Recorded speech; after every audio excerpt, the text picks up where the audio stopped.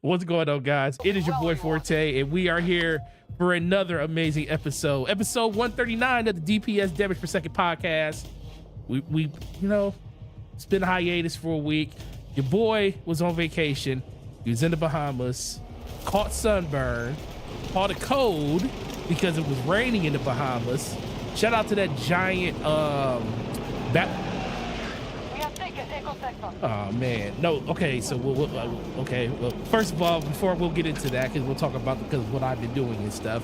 But with that being said, you just heard him, the man, the myth, the legend, the man, the many slaps, the man. That's, I think he made a video recently. No, never mind, he hasn't. Yeah, he's went live. That's what it was. He went live recently, but he didn't make a video recently. Slow-mo backslap. What's going on with you, and how you been for the last couple of weeks, man?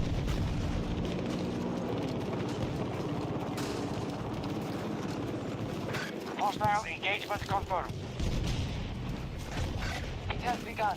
Victory will be ours. It's more common than you think.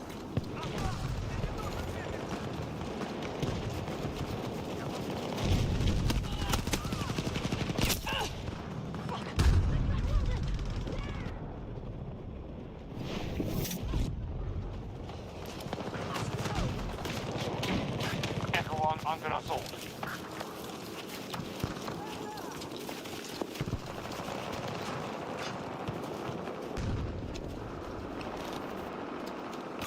Hostile fire team active! 70 meters from my position!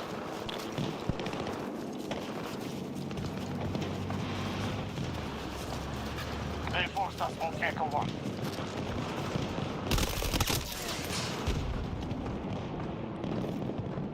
The enemy holds the majority of sectors. Hostiles Right. have assumed control of Echo Sector.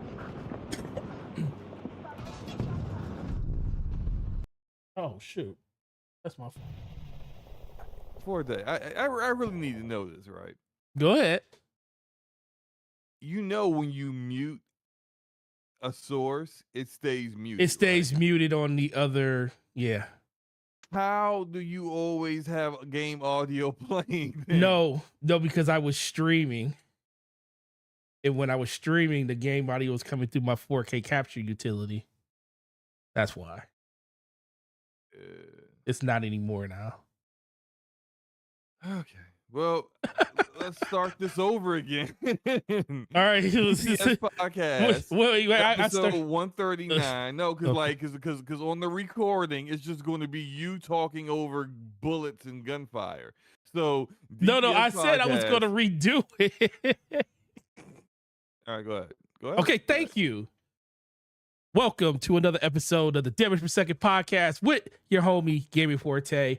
Back from vacation, back for another Thursday. Was on hiatus for the last couple of weeks because of said vacation. But with that being said, I know someone want to ask me about it. I have the man, the myth, the legend, the man, the many slaps, the man that did not make a video, even though I thought he did. He just live streamed over the last couple of weeks. Slow-mo backslap once again for take 2. How are you doing, sir? you like had to throw the take 2 in there. Yeah, I'm good. I just looked in the chat and Capone said this is why Forte is a console gamer. That's funny. But no, I'm good, man. I'm good. It's been a very, very busy day. Picked up a new GPU for my son's PC. Going to be getting him all squared away tonight after the show. Hopefully, he'll be before he goes off to the in-laws for the weekend. He'll get a little game and then get a little familiar with PC life. You know, he's been having an Xbox up until now. He has an Xbox. He also has a Nintendo. What's the Switch Lite? So he has a Nintendo Switch Lite. Oh, he has a really good system. Yeah, okay. So He said, and, okay. now he's been really kind of like he's needed a PC for school, so it's just been like, you know what, you need it for school before we get into this fall and you get back into the school year. Let me go ahead and build you something that can do both. You know, you got school, you got games, you got everything that you need. And then he was gracious enough to give his Xbox Series S to his little sister, who is super excited to having her own Xbox. And No, that's right. me and her spent a couple hours trying to get her a gamer tag that didn't have her having numbers at the end of it, which took forever. I mean, like they've changed gamer tags now. It used to be if you try to do someone's a gamer tag that someone else already had, then it's a wrap. You can't take it. Now they changed things. They broadened it up a little bit where you can get that. They're just going to automatically throw some numbers on at the end of it. And she's like, "Well, I'm not going to remember those numbers. I don't want those numbers." I was like, "You know what? I agree. You know, I don't. I am anti numbers in my gamer tag. It's just I like am too. slow mo backstab on everything. It's like it's never taken. It's always it's always good to go. So we got our gamer tag. It took like 2 hours, and then I had to run out the Best Buy to pick up the GPU. I got my son an Intel Arc A750, which is like it's a nice little entry level GPU. I wanted to give Intel a shot.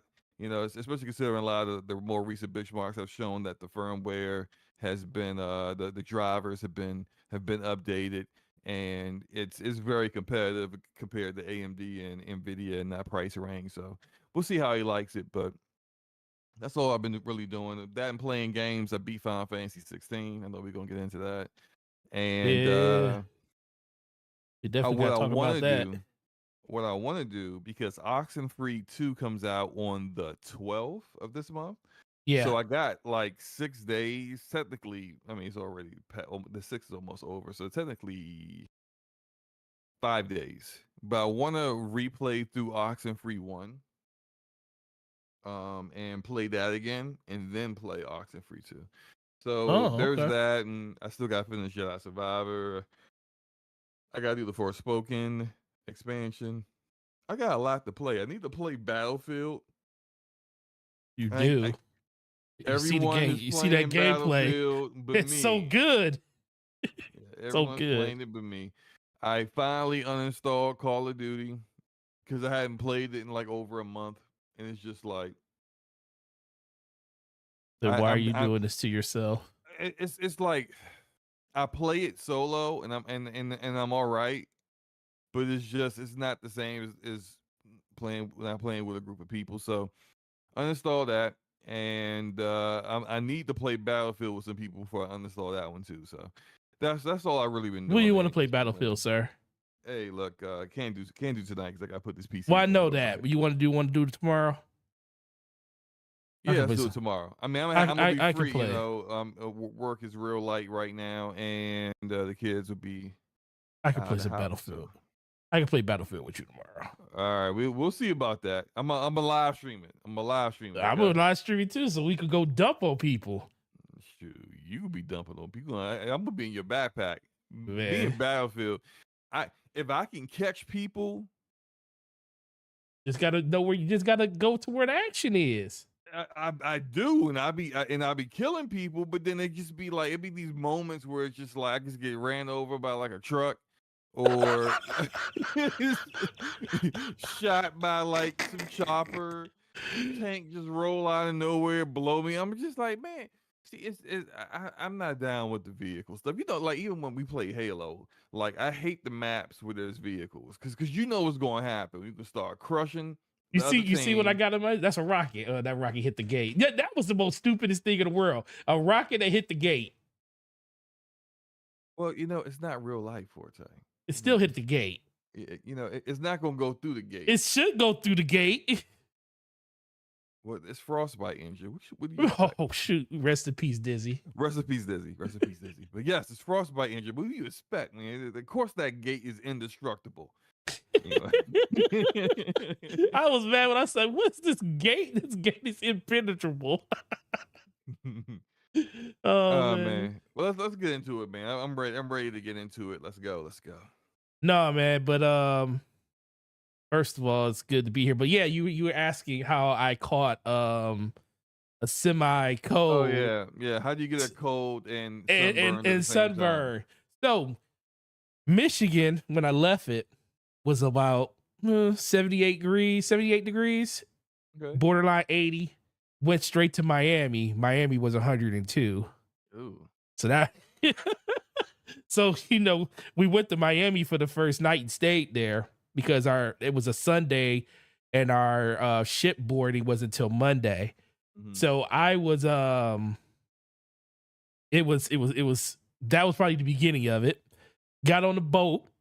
Boat was a nice day, no rain, no nothing, but it was about, I think it was about 85 to 90 out on the ocean and stuff. But going in and out of the rooms, like it's like a huge temperature drop. Like you walk into just parts of the ship. Rooms are like Oh, super you're AC, talking about cranking. like an ice box, bro. It was beautiful.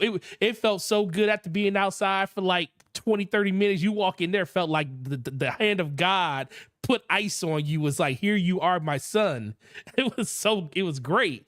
But that happened consistently over the course of the whole week.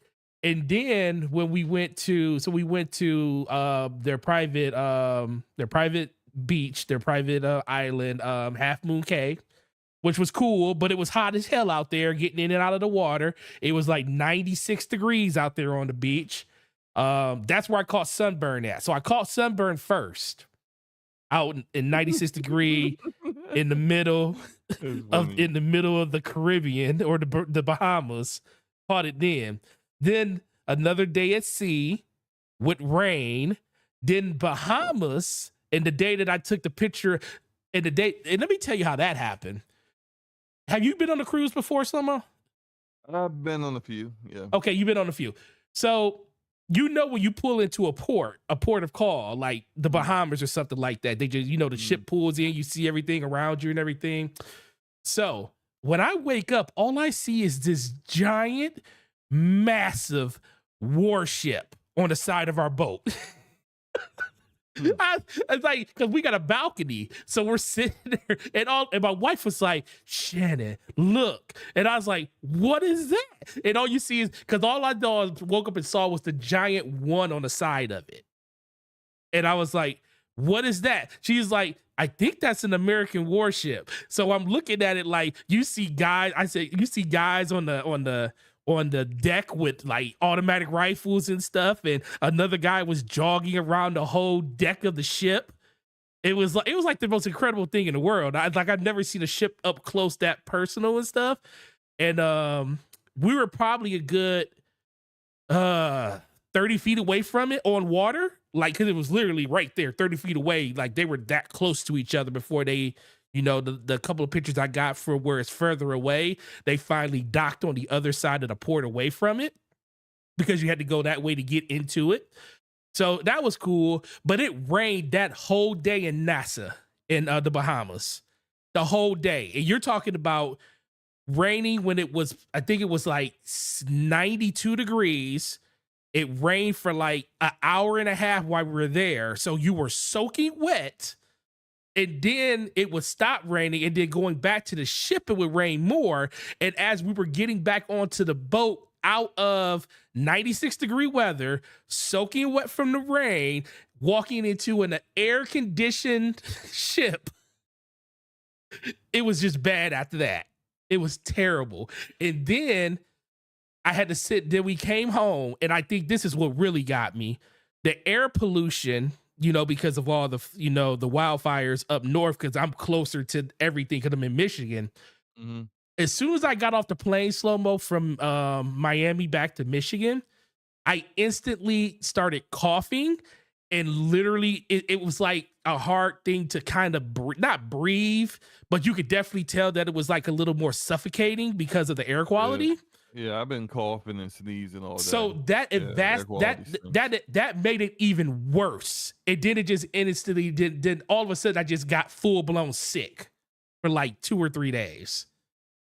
And then I'm taking a shower and I feel like knives have scratched my arms because I never had sunburn before. So yeah, it's really interesting to know how you get sunburn and you get sick and a cold all at the same freaking time. So to let the audience know that Black people need sunscreen too. Okay? Yes, they do. Melanin don't protect you from your skin cracking off. Okay. Oh no. I it looks better now, but literally for like I'm looking at it now, like up until 2 days ago, all I could see on both of my shoulders was just my skin just like flaking and stuff. And just kept putting like lotion and like, conditioner and stuff on to make it like go away faster, which it's starting to do. But oh no, bro, just I because got a you question for you. just because you're a little dark don't mean you ain't gonna catch it Hey, like anybody else. what's the FTX? What you mean? You said did Xbox prove one of the topics is Oh did yeah, what is Xbox prove FT? the FTX wrong? What is FTX? I don't know, man. I I thought don't that might know. have been like some kind of new It is. visual technique they put in I don't know what games that or is. I something. don't know are you sure that says FTX?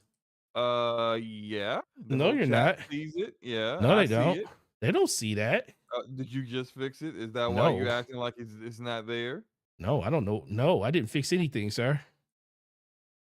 Didn't fix anything. Good grief. Don't know what you're talking about. Yes, Capono, he is. Yeah, you fixed it. By the way, you might want to also fix the title of the video because you got is Final Fantasy 16 Final Fantasy games.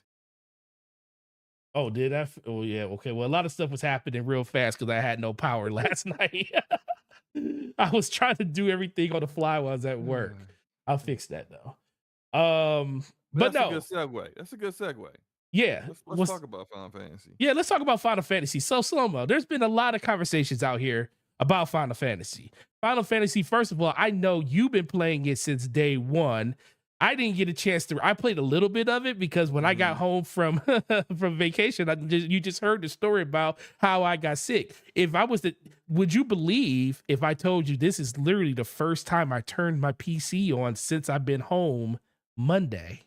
No, I wouldn't. That wouldn't shock me at all. Yeah, this is the first time I turned it on. I haven't turned my PC on since. But with that being said, I did play about 3 hours of it. Loving every bit of it. It's really, really good. Did you play I couldn't remember if you played the demo or not. I did. So did you just pick up from where you where you were? I sure did. Okay. So Yep. you're probably you're still like in the you're still in the Clive is a young yes, buck a young buck. stage. Yep, Yeah. still in the young buck stage. And with that being said, Slow, please tell me first of all your experiences with Final Fantasy 16, and then we can dive into all of the crazy talk that's going on about the game not being a Final Fantasy game. Well, sure, yeah. So Or however you want to tackle it. yeah, cool. By the way, y'all got absolutely slaughtered in that Battlefield game. You sure did. Did you notice how many Yeah. kills I had? Did you see how many the team got? Oh, so there's no I in team, but there's definitely a me. Oh, it's definitely a me when it's not my fault. Right. Did you get the gameplay I sent you?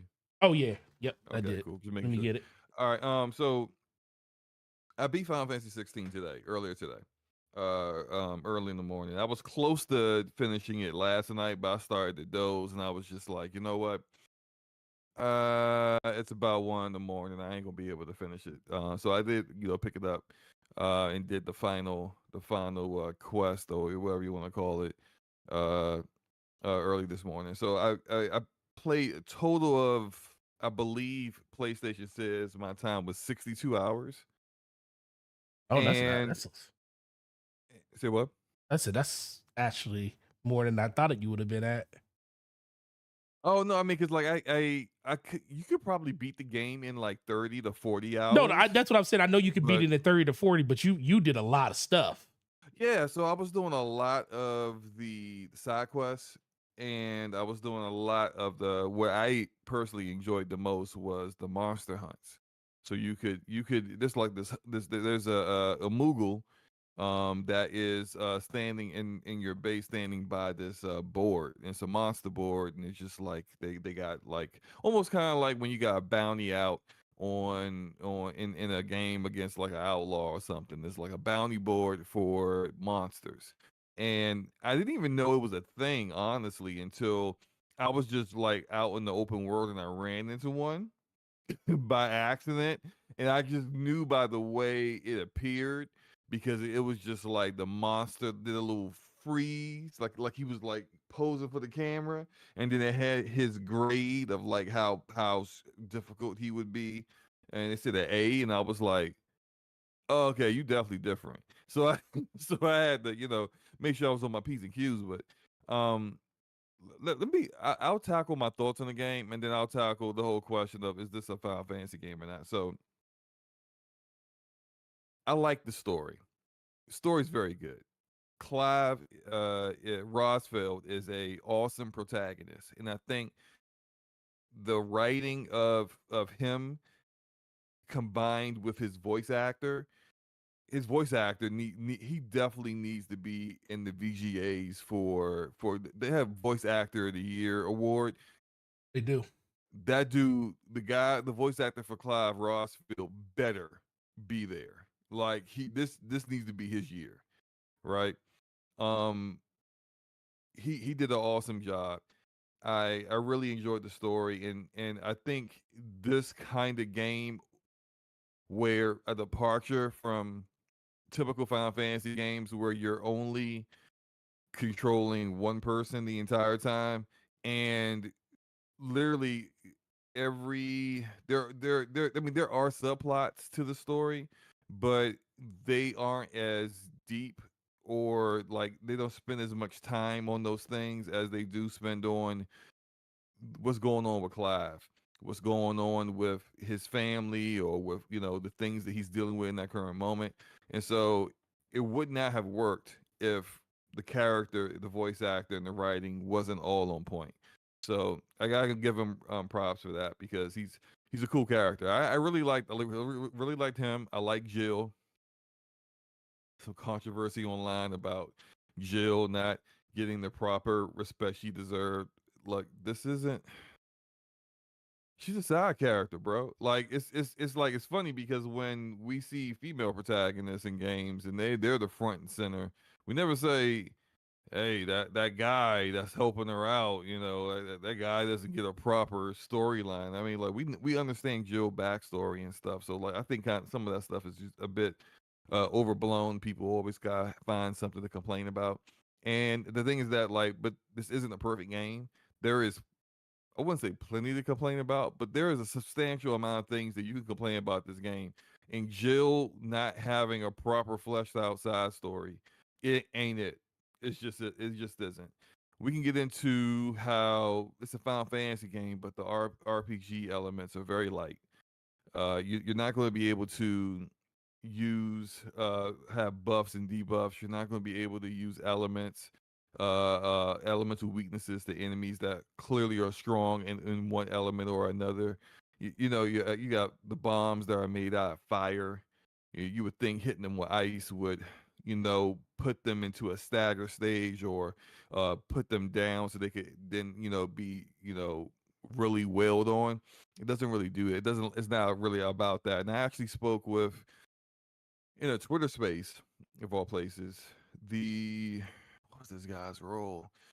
He was like the kind of like a community manager for Square Enix, and he saw the Twitter space.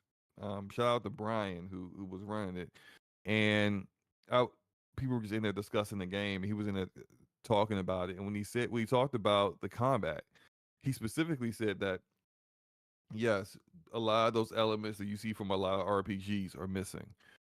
But way they focus the combat, they focus it around stagger. A stagger system. Staggering the enemy is what you want to do, and how you would like to approach combat and focus on things. And it's really around that and the icon. So for us Final Fantasy fans, we get your summons, and there's certain summons that you always get Ramu, you get Ifrit, Shiva, whoever, right? These are the same They're summon the monsters you original get, cast. right? You'll see it in every Final Fantasy game, and they are here as well. But I like the way they implemented them here. So like you'll have essentially like there is a dominant. They call them a dominant, but what a dominant is like the holder of that summon.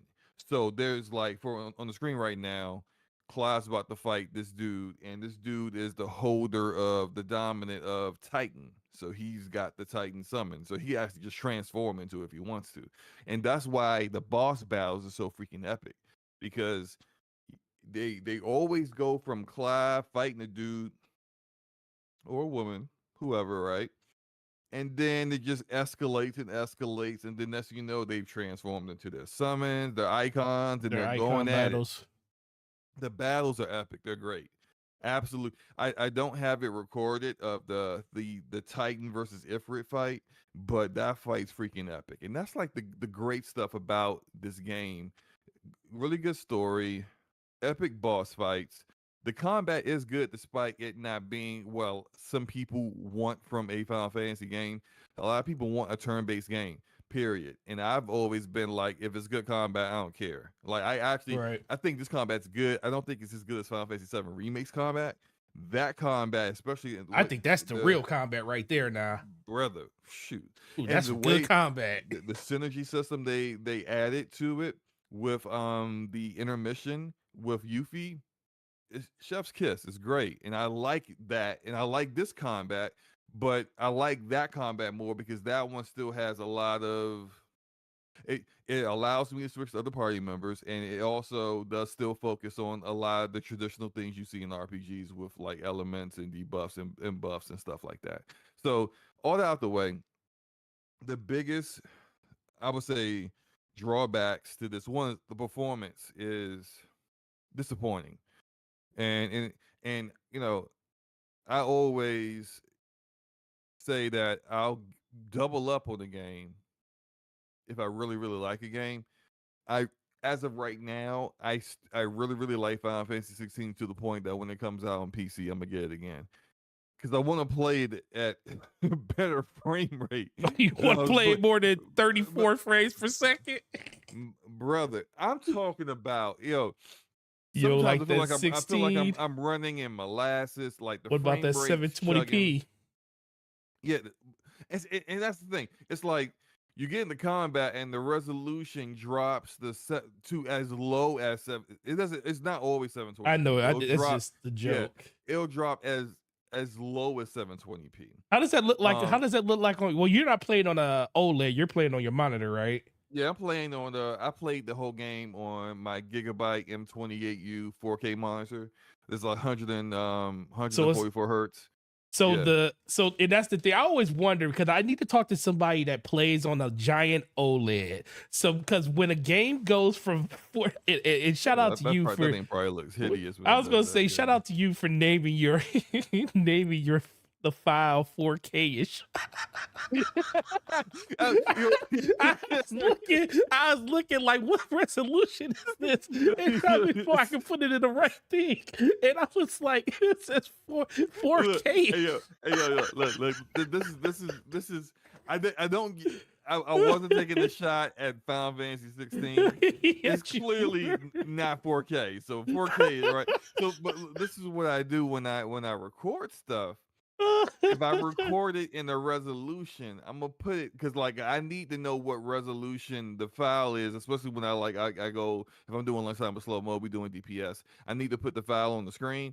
I don't want to have to go check properties to see if this is a 1440p resolution gameplay or 4K. But with a straight 4K, I always put 4K ish when I know like the game ain't really wasn't running at 4K, but the render of this recording it's is 4K. so it is what it is, right? I had to think about it as when I said, wait a minute, this is on PlayStation 5, so it has to be 4K. Then I was like, oh, wait a minute, it does drop to 720p. So it's like a 4K. mixture of a bunch Even of in things. quality mode, it doesn't really actually hit 4K. And I didn't play it in that, but I did see a lot of VG Tech. I think VG Tech did a video on it, and so did Digital Foundry, and it's like it looks good. And like don't get me wrong, visually the character models look great.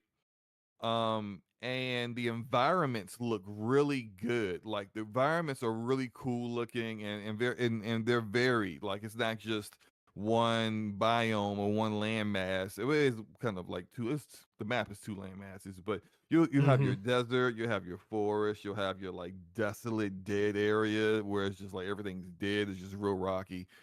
It has all kinds of different kind of places that you'll see, and they all look great visually. But it's like when it starts moving, you start to see that blur, and the motion blur of this game.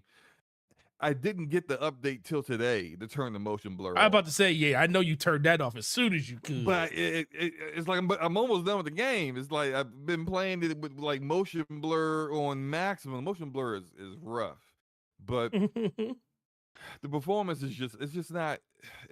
It does stabilize and stick to mostly 60 when you're in combat, but it's just like outside of it's mostly when you're outside of combat and you're walking around. There's that, and then like it does this thing. I don't understand why they didn't have a toggle to sprint, because it's just like I don't know why like you're leaving a town. There's a town called, I think it's called Liverpool. Mm-hmm. Something pool, Riverpool, something like that. But I will always go to this town. It's like connected by, that's not it. Martha's Rest, that's it. And it's like it's connected by these two bridges that connect the entrances into the town. And they're like long walkways. I want to just run over them. And I can't, because the game is like I have to be just moving forward for like 10 seconds before it activates sprint. And then don't let like something trip me up, or or whatever, or I go into my menu and check something.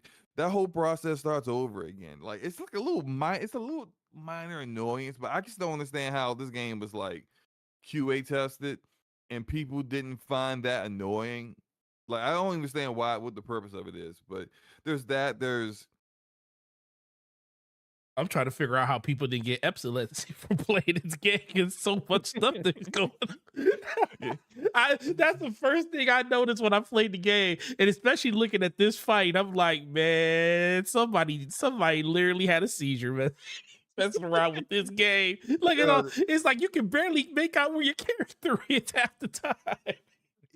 There's sometimes when, so like you can and there's this thing called like the Berserker ring, and shout out to Jay Barry. Jay Barry is the one that put me on to it, because like I got the ring and I just kind of let it sit in my inventory. I wasn't really thinking about it. I had on the ring for it's called um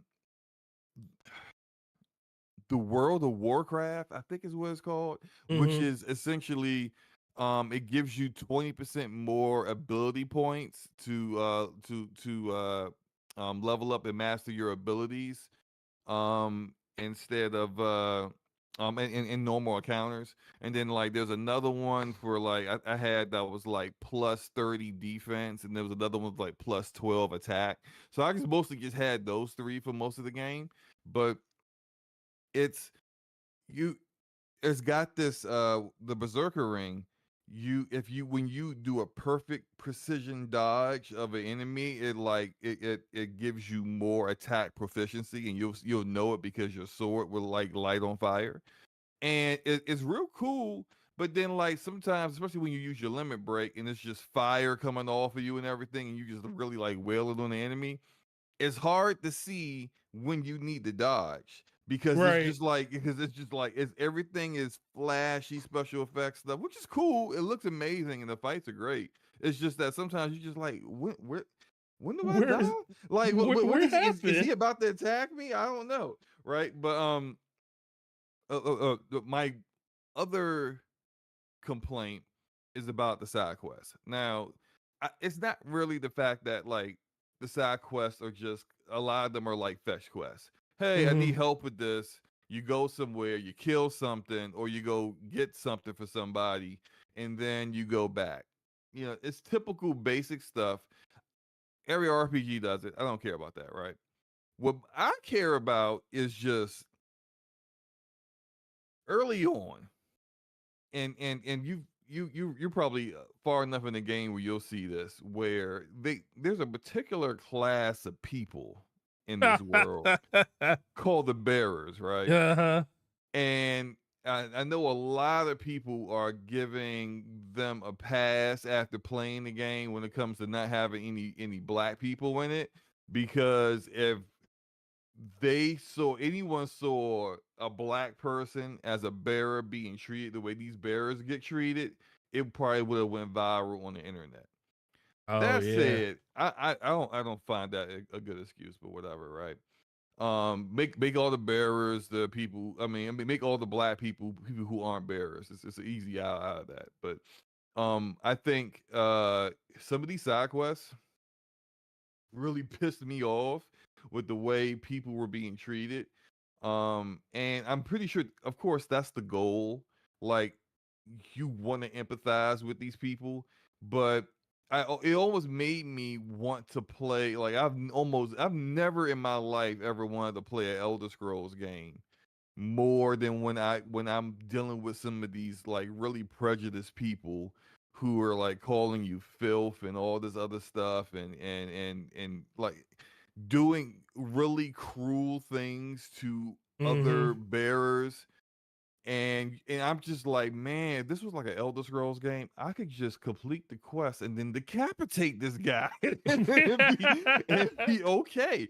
And I'm like, you can't do that in this game. And but like, I think that the and I understand the structure of it, but I kind of feel like the way it is structured, where you'll even meet a guy who is very, very prejudiced, and later on you'll see him in the game and he's a lot nicer, and there's a reason why he's a lot nicer. But regardless of that, like, it's just frustrating dealing with people who like, you want me to help you, I have a problem, but you're a bigot. I'm like, I don't want like, I want to help you, bigot. So um all that said, I think the game's pretty cool. It's a good game. I do not think in 2023 is going to it's a game of the year contender. I think there are other games that have had a bigger impact One game. on huh? One game. We're not gonna get into the details. This is what I'm saying is that I think there are games that have yet to come out. There are I'm games talking that about. have We're yet just to talking about come as out. of right now. We're just talking about as of right now. One game. One game.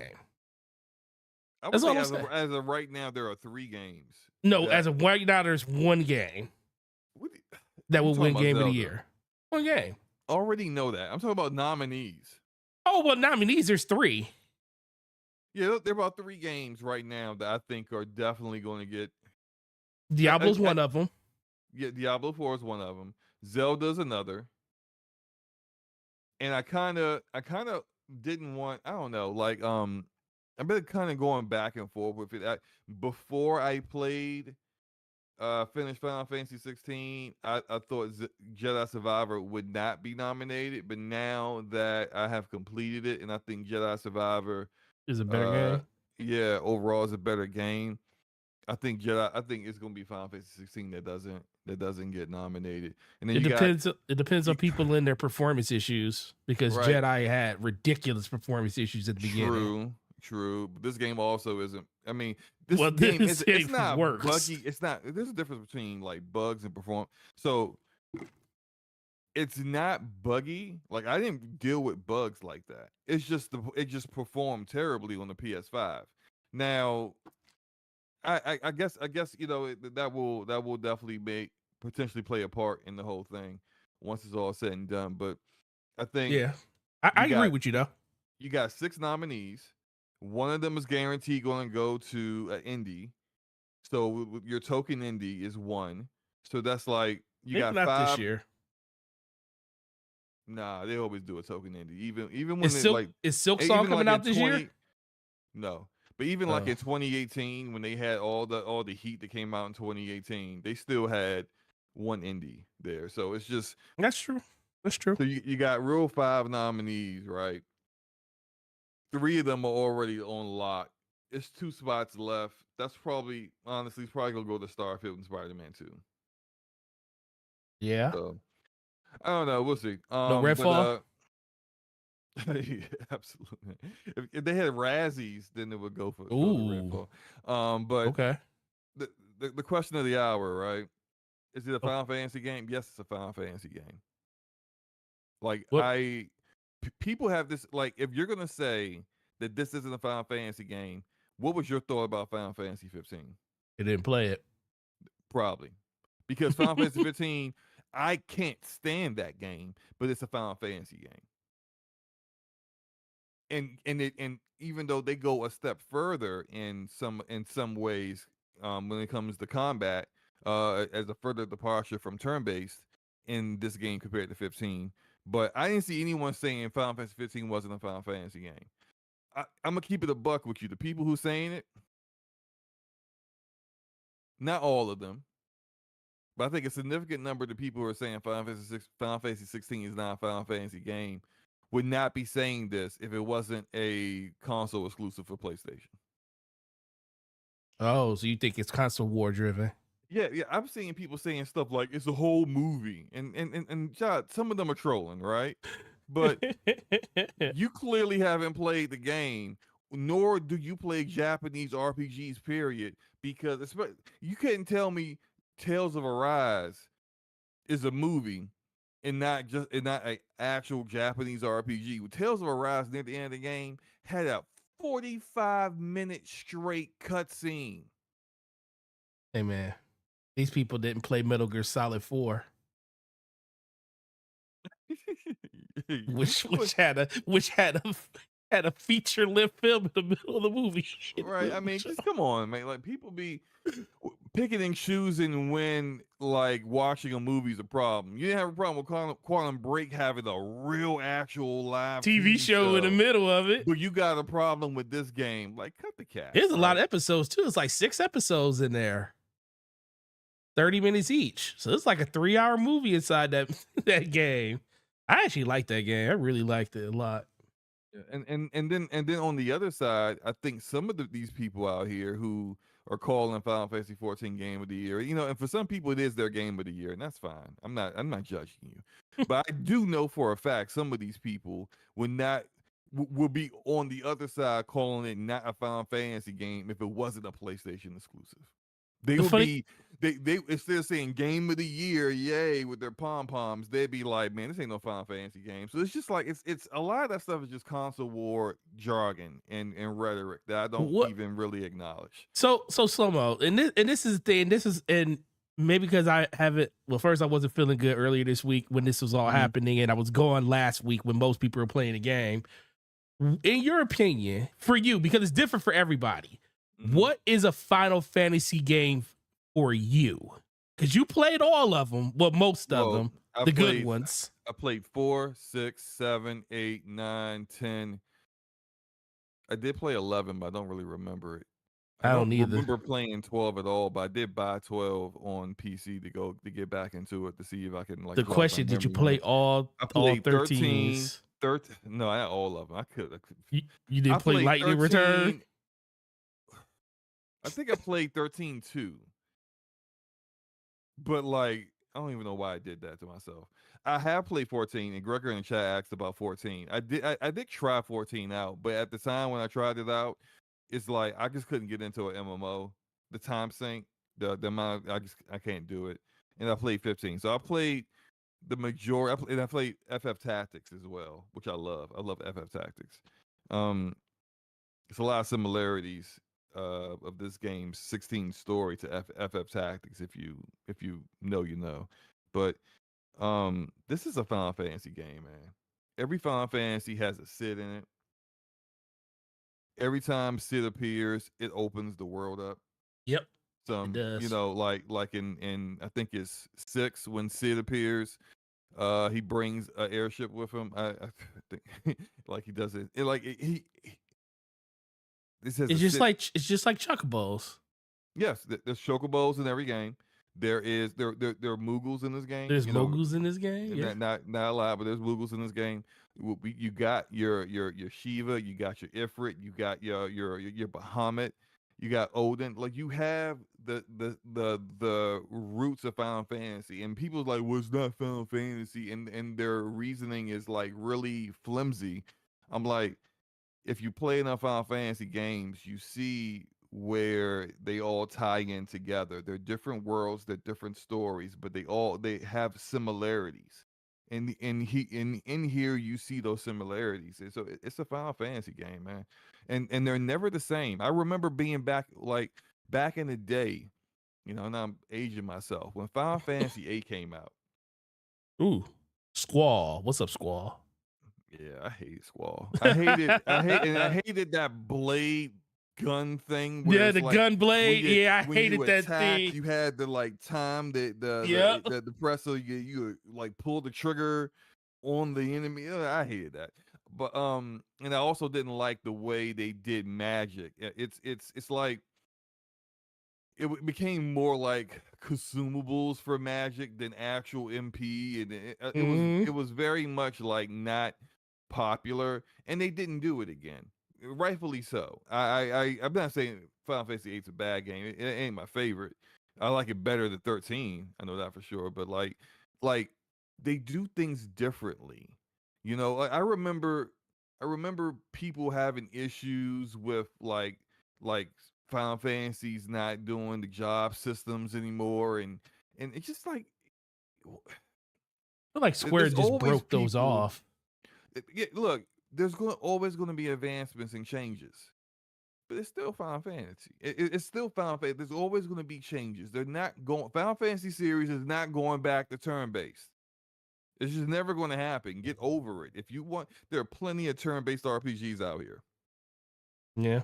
and if you're looking for one, I can help you out. Like there's the whole Persona series. There's Echo Generation.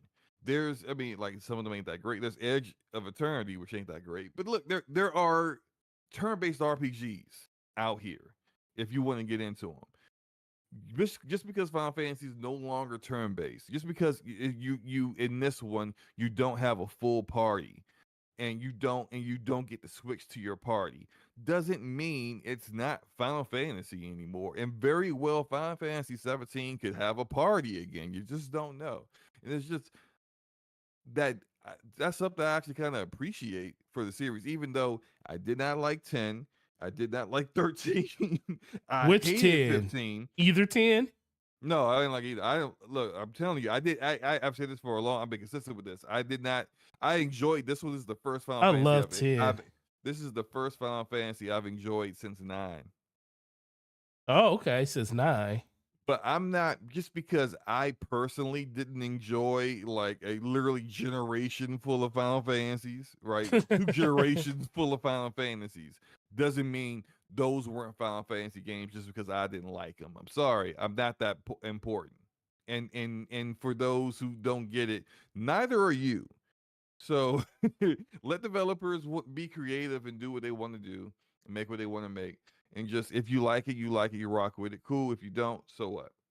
Yeah. I agree with that. I was like, it just shout out to Lady Foxfire. Shout out to you coming through.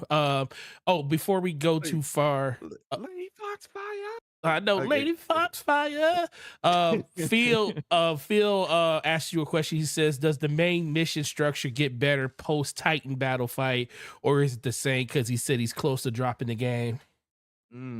It is the mission structure stays pretty much the same. You'll have your side quests that you can do, and I will tell you this, Phil, the side quests get better. So after, yeah, right around, yeah, after Titan, the side quests are better. So they are cool to do, and some of them are very like are pretty well written and can tug on the heartstrings a little. So I think if you want to break up the monotonous process of how the main mission structure is, you can do some of those, but it is pretty much the same. Essentially, you already know which next icon or dominant that you're going to fight well in advance, and how things are working out, and you kind of understand where things are going as you start to deal with the whole mother crystals situation. And a lot of what you plan on doing and what you're going to do is very much telegraphed. Mm-hmm. uh and so it's not super complex or anything. They're not really throwing you any curveballs when it comes to that.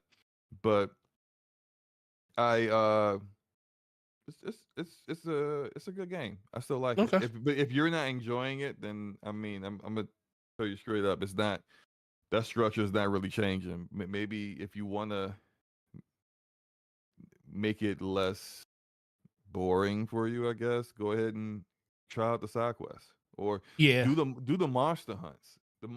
I was going in on those monster hunts. Like I go back to the board. What's the next one? You know, like I was just doing that for a good long time. And then also, even though I felt like I got bored of it, using this this replay board is like a big like pillar in your base, your hideaway, and you can go to it. You could replay some of the main missions, and there's one main mission in particular that is connects you a lot of AP ability points in a very short period of time, and I did that for a while, trying to level up all my abilities. And so, if you want to just fight stuff, you can do that. I mean, it's not the hardest game in the world, and and they even make it even easier with the rings that kind of make things even easier for you. So, Are you gonna play the new Final Fantasy mode now that you beat it? no, I already uninstalled it, man. Oh, you're done until I'm done at done. least until the this And PC version comes I out. will do Final Fantasy mode on PC when I Got can you. play it at hopefully depending on the port. Good grief. Oh yeah, Because yeah, they don't have Square Enix doesn't have Nixus anymore. So I don't that's know. true. I don't know. Like their last few ports, not too good. Not too good at all. So I don't know. I don't know what we're going to be working with, but hopefully it's good when it comes out Hopefully, next year. PlayStation allows Nixus at some point when they do port it to port it for them because. Oh no, Nixon's too busy. Oh yeah, that's true. They got yeah, they do. That's we right. talked about they working on remakes now too. Yeah, they working on I'm sorry, remakes now. remasters. So, hopefully that's crap. Sorry. Yeah. Me getting So the Red Bull out the fridge. nope. Hopefully that is a Bloodborne remaster coming down the pipeline. But yeah, they working on remasters as well as trying to get help PlayStation get caught up on all the PC ports. They ain't gonna have time to port this one. Yeah. For Square Enix. So Square Enix just gotta get better at porting PC games. Period. yeah. So moving on before we go to the next topic.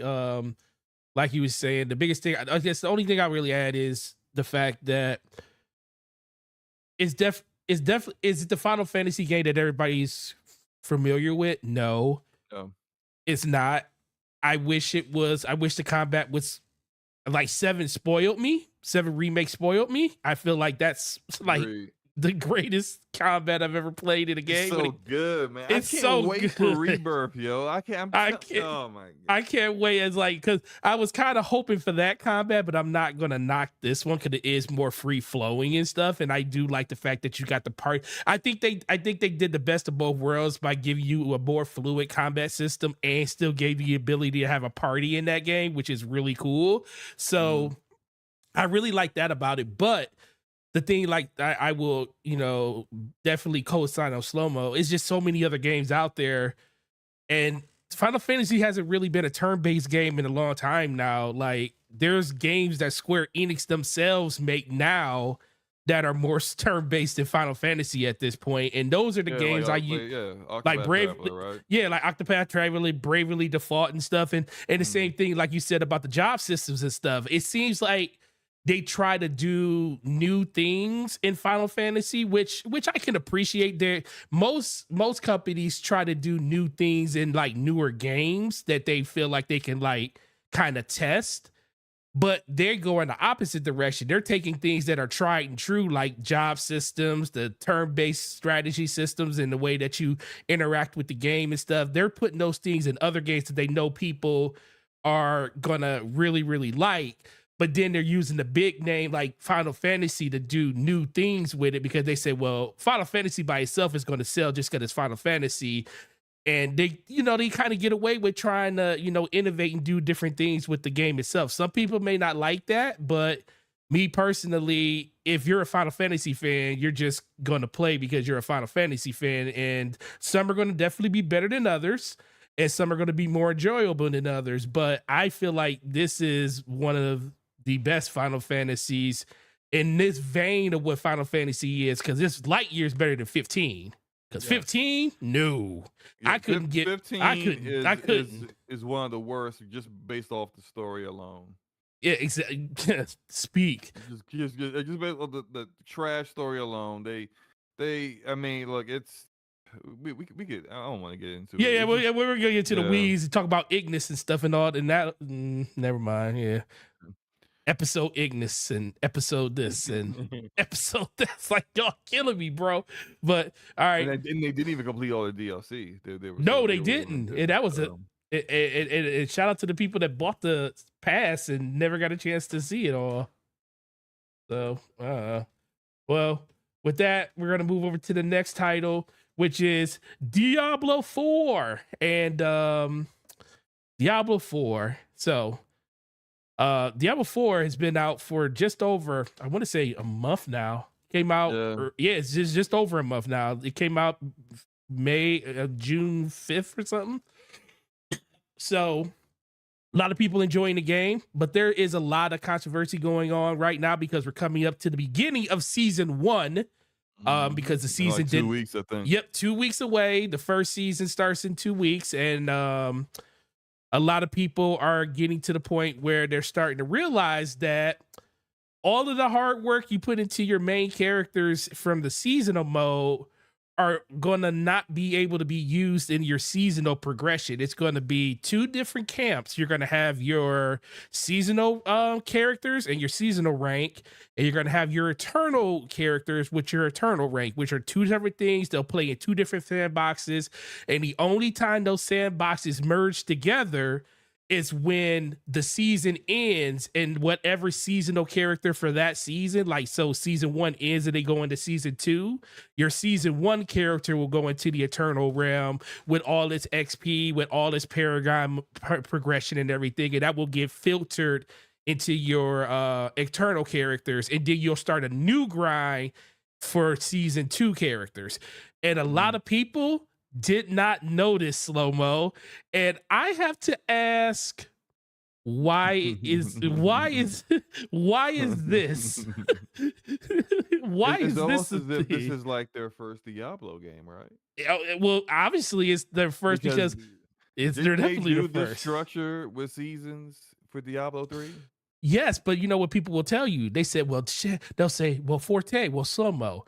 When Diablo 3 came out, there was no seasonal progression. There was nothing like this in Diablo 1 or 2. They didn't start Diablo 3 with this. They started seasons 2 years after Diablo 3 came out. And you know what I'm going to tell you?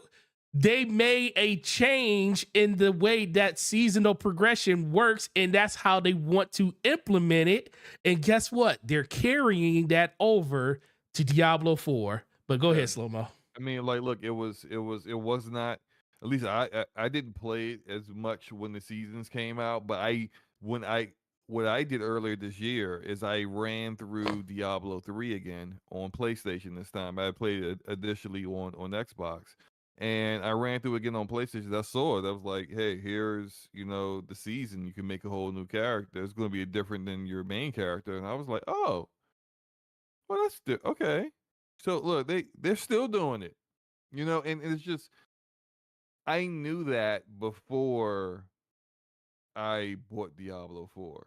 So I was aware of how they were going to do seasonal content before I played this game.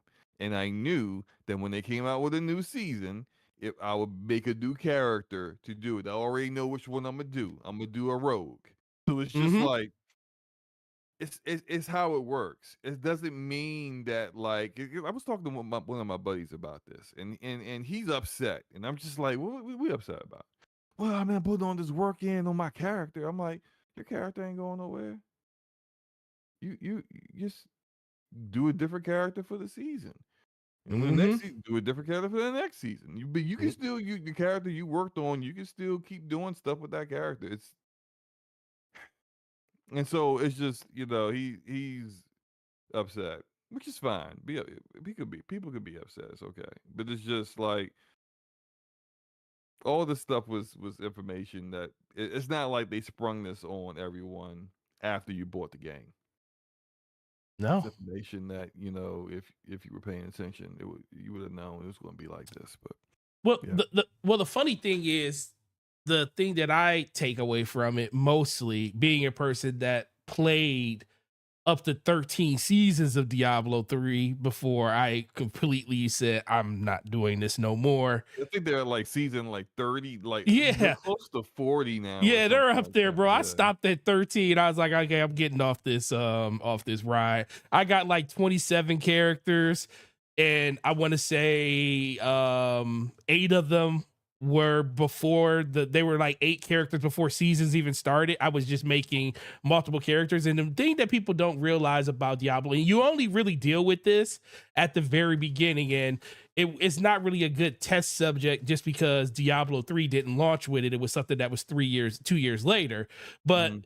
when this game launched and they said seasons wasn't going to start day one, the first thing I said to myself was, oh, basically your characters you do at the beginning are practice run characters. It's basically for you to get used to the abilities of what your main characters are going to be doing, your main casting of spells, how to get a good feel of your progression tree or your skill tree, to kind of get an idea of which way you want to go with your builds. Because when you get into the seasonal model, everything is a little bit more hyper fixated and you're more attentional with the things you do when you're in seasons, because it's only a short amount of time. It's not something that's gonna you can just lollygag around on, because especially if you want to take advantage of all of the different buffs and stuff that they're going to add to your seasonal characters, which I think a lot of people are not really understanding. That stuff isn't unlocked for your Eternal Realm characters. It's only unlocked for seasonal, and once the season is over, then that stuff gets unlocked and moved to, you know, the Eternal Realm and everything, and then they'll do new seasonal stuff. So it's all it is. It's a practice run. People are taking their, and I get it, especially newer people that never played a Diablo game. I'm not really talking to them. It's just it's the people that literally played Diablo before, and it's like for some reason they just forgot that they were going to do this, and Yeah, I and didn't honestly, understand like that. if you were the kind of person that played Diablo 3 and you stopped playing it before they came out with seasons, I mean, isn't this how you play Diablo? You play through the campaign, you beat it, you do some Paragon stuff, you play what you build out a little bit more, you move on to play something else. Like I mean, look, I beat the game, I beat Diablo 3, I mean 4. I thought the last 2 acts were awesome. I really enjoyed Oh them. yeah, they are Um fire. and I've been messing around with my necromancer, and I've been building up a barbarian too. But like once, like I'm kind of done with it already, and I'm gonna do the season stuff. But like once my friends are done playing, I'm just gonna uninstall and keep it going because I Mm, got other stuff to play. Which is like, so I'm not tripping off of the fact they're doing seasons differently than what you get from traditional live service game. right. Yeah, that's the biggest thing for me. I just feel like in general, it just ultimately comes back to, you know, if you enjoy the game's not going anywhere. Your characters aren't going anywhere. Yeah, you don't get access to like the seasonal, you know, stuff that they're giving away, but you're not, it's nothing's taken away from you. That's the thing I think that most people need to say. And Blizzard even came out and talked about how I think they said majority of the people still haven't even beat the campaign yet. We're a Right, month in. right. So those people ain't gonna be doing nothing seasonal anyway. I mean, it is a long campaign, It but is. It's super long. yeah, I just, It's a really good campaign though. yeah, Lilith. it was good. It was good. I didn't like the epilogue though. I thought the epilogue kind of blew me. Oh, But really? yeah, I thought the epilogue was some characters were a little out of character just for the sake of building a plot towards the next thing, expansion or whatever they're going to do. To kind of continue the story forward. I didn't think like one particular character in for example's choices made much of any sense, but it's fine. It's fine. Yeah. Cool. And the seasonal reveal was earlier today. So if you didn't I did miss that. I gotta I go did check that. too. I need to go check it out. I'll probably look at it today because that's where they announced all the cool things you'll be doing. So if you did miss it, go check it out. They live streamed it on their main channel. You can see exactly what's going to be happening there, and I'll be checking it out. Next thing, before we go into these other ones, Xbox has announced that they have multiple shows in the works, Slow Mo. They are confirmed to be going to Gamescom with Bethesda. No. I'm so the way you said that had me Which- thinking when you said they have confirmed to have multiple shows in the works. Uh-huh. I took that as, oh no, we're getting more like stuff like Halo's TV show. No, Okay, he no, said shows in the works. I was just like, no, God, no, no, more. No. We don't need no more of those.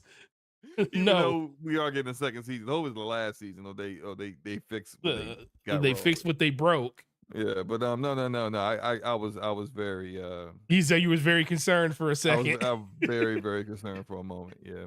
No, so Bethesda's going to be at Gamescom end of this year. Xbox will be there.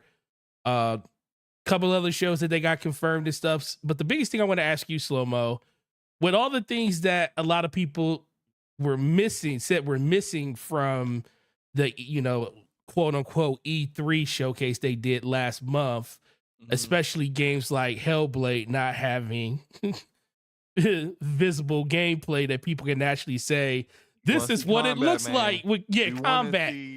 Yeah.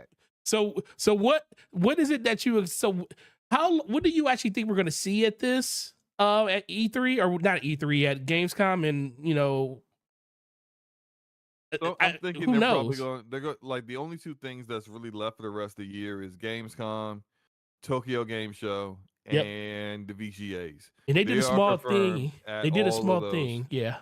Now at Gamescom, we may see. I don't see them showing something we've never seen before, but I could see them showing showing more of something that they've already revealed. I'm not gonna get my hopes up with Hellblade Combat at this point. I think you have basically shown us the same thing 3 times with Hellblade already, and I'm just like, I don't know, man. Is the combat just not like anything more than what we got with the first game? I think that'd be a big disappointment. I don't know if they're like hiding it or Isn't that what if Lucas said? Yeah, that is what Lucas said. And, Yeah, she said ever since she said it, it's been stuck in my brain. It's been in my brain too. I was like, man, So she I might don't be know. right. I don't know if that's the case or not. I hope not, but who knows? I at this point I don't have any expectations on Hellblade 2. Like we don't have a release date. We don't have we've just seen the same stuff over and over again, which Ninja Theory is really good and Hellblade 1 is a very good game, but I'm not trying to like get myself to a point where I'm basically just like putting myself in a mode to be disappointed. So I'm just like, I don't know. But I do think with Gamescom they may show us more of show us some things from games that they've already announced. Tokyo Game Show, I don't expect anything from Tokyo Game Show. What they normally do with Tokyo Game Show is try to promote xCloud, try to promote Game Pass, try to promote like how you can play those games on mobile to the Japanese market, and so all their marketing will be around stuff like that. And the VGAs though, the VGAs will probably be where we see something substantial from them, unless they do another developer direct. Then they might do something there. But if they don't do another developer direct before the end of the year, I think it's going to be the VGAs where we might see a new game reveal or something like really really big, maybe like Fable Combat. I don't know. We'll see. What do you think? Forte? Oh, I muted myself. I am very, very interested. Well, I think the VGAs is where we're going to see Hellblade, because I just for some reason feel like that's the only place. Well, they just showed it at the Xbox event, so but I do think of all the things that they have, Keely's going to probably want something. He usually gets like one of their biggest things, and I think combat for Hellblade would be the biggest thing that they could kind of show that would have more that would give the most excitement. Now, granted, there's other things they could show that would get people excited, but Hey, real quick, what else is coming out for them next year? uh, they really didn't put dates on anything. Everything was mostly. I mean, we still haven't seen Contraband. I mean, Avowed. They showed Avowed. I think Avowed was for next year. What else did they show that was probably next year? I assume No, Hellblade was. I think they didn't give a date for Hellblade. They had 2014 though. They had right? 2024 on it. That was it. Yeah. So because I like Fable didn't have that didn't even have a window. It just said Fable. Neither did Clockwork Revolution. Nope, that said ready in due time. And neither did what was the one that Compulsion's doing? I forgot what it's called. Something Midnight, right? Midnight. Yeah, with the guy with the guitar, the yeah, and the girl that she's hunting monsters in the swamp. Yeah. Or something like that. That one, all those games are too early. So I mean, I would say the VGAs, if they have something at the VGAs, it's probably going to be something. They're either going to show something brand new for the first time, like when they showed off the Series X and Fable, and not Fable, but they've shown Perfect Dark there. They've shown Hellblade there multiple times. I think it'll be something brand new that we haven't seen before. No. Yeah. I'm gonna stick with that. It's gonna be something brand new we haven't seen before.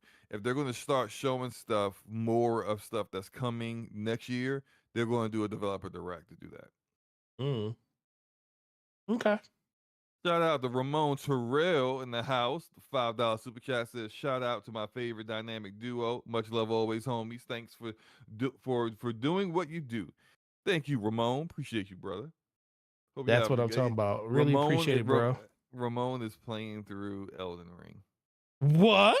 Yeah, he's playing through Elden Ring now, and Is he regretting? Is he like regretting it yet? Oh no. He's enjoying himself. But so you giving him pointers? Yeah, I've told him places where the farm runes, get his levels up. I don't know how many bosses he's taken down yet, but I think he's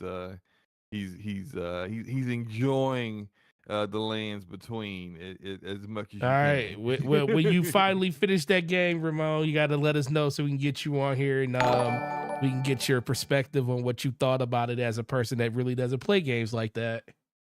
Oh, you know what I think about it? We just talking about From Software. Armored Core is coming out this year. It comes out this year. Comes out, doesn't it? Isn't it August?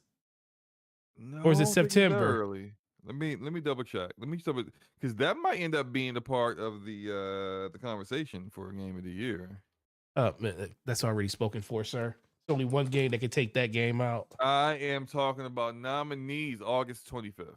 Okay, August 25th. Yeah, I thought it was. August. I didn't realize it was that close. I'm like kinda on the fence with it because it's like I don't like mech games. I've never liked mech games. Everyone loves Mech Warrior. I don't care. Mech Assault, whatever the heck you want to call it. I don't give a crap. Mech Assault was good. I don't care about mech games, man. I don't. You put me in a freaking mech, and I'm just like, I'm already about to fall asleep. Oh But Lord. that's it. Like the way they did that trailer, it was very much Bungie-esque. Like it was the trailer hyped it up more than what, like potentially could have hyped it up more than what it actually is. I don't know, but I'm on the fence. I don't know if I'm gonna. Oh, speaking of which, my sabbatical on Destiny is up to 3 weeks now. Good for you. 3 weeks. That's great. That's great. 3 weeks. Just take it one day at a time. Yeah. Until I listened to the last word earlier today and it made me want to jump in. I was like, no. I was actually listening to shout out to the last word with Ebontis and Laura Cognito, the homie Laura Cognito from the ILP. I was actually listening to that too and just, saw the typical everything's bad, everything, hate everything. Are they going to continue Destiny beyond Yeah, Final Shape? But you know what? It's not as bad as other looter shooters. We're still better than them. we're still better than them. That typical talk, you get from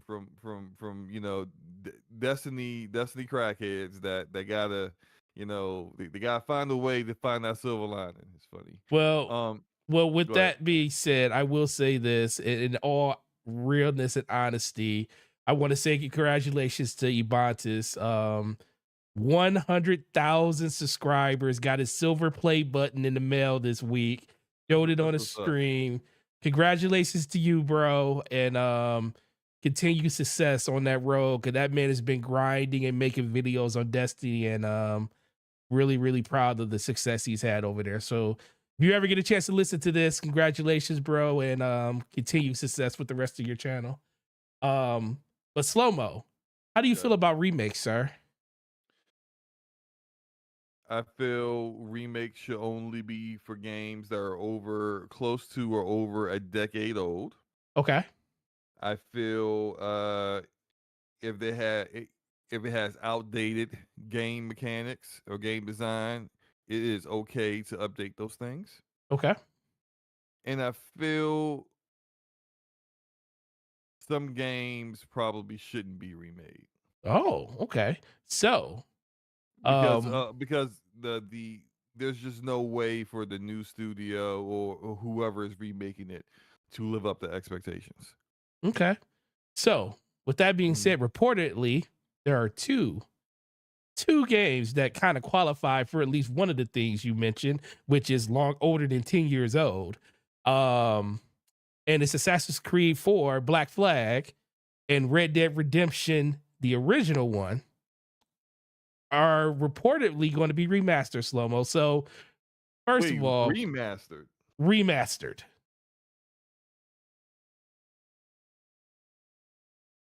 Okay, I never played Black Flag because I'm not an Assassin's Creed fan.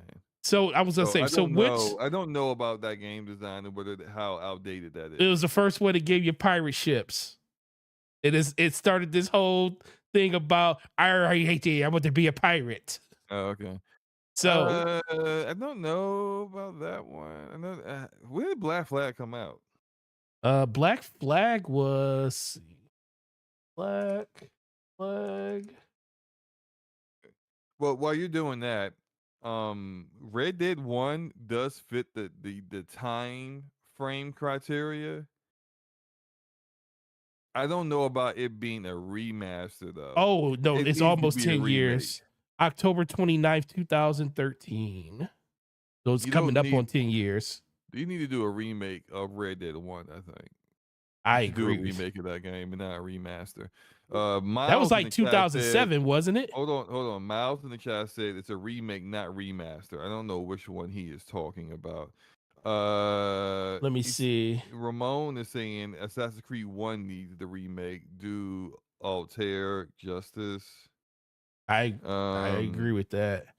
well, I mean, look, these are Red Dead 1 is an excellent game. It sure is. But this goes into my whole should you remake the game? If it's a remaster, do not do a remaster. Miles says the Black Flag is a remake. Okay. That's cool. That's cool. I am not down for a remaster of Red Dead 1. Remake that if it's because of the how long it's been since it came out. And I also kind of feel like whatever they do is not going to satisfy people Mm-hmm. for Red Dead. There's gonna be people who are gonna say this isn't enough, and there's gonna be some people that like if they decide to make some changes, small changes and stuff like that, the people will be pissed off and not like it. So yeah, that one you might just need to leave alone. Also, we gotta talk about who we're talking to here. Rockstar did not do the remasters for those GTA games. They They outsourced sure. that. Hey, we know what happened at that. And that was the worst remaster like regular gamers doing mods on PC did a better job remastering those games than people who were paid by Take-Two to get the job done. So if this is how you do remasters, absolutely do not tarnish the reputation of Red Dead 1 with some garbage. So just don't even do it. So the question is, okay, so I agree with that, and I do feel like Red Dead should be the one that gets the remake. But if That is true. Okay, if so hold on. Rockstar was to break off, not well, if Rockstar's a huge company, a huge team, if they broke off part of their team to work on that, or they already probably been working on it, which I one think comes? Miles in the chat makes a good point. He said What is that that? technically they already have the world map and assets that they can use from Red Dead 2. If you play when you play Red Dead 2, you That's can true. actually go to the regions of the map that were recreated that were part of Red Dead Part of 1. Red Dead One. So So that's true. I mean, like that may cut down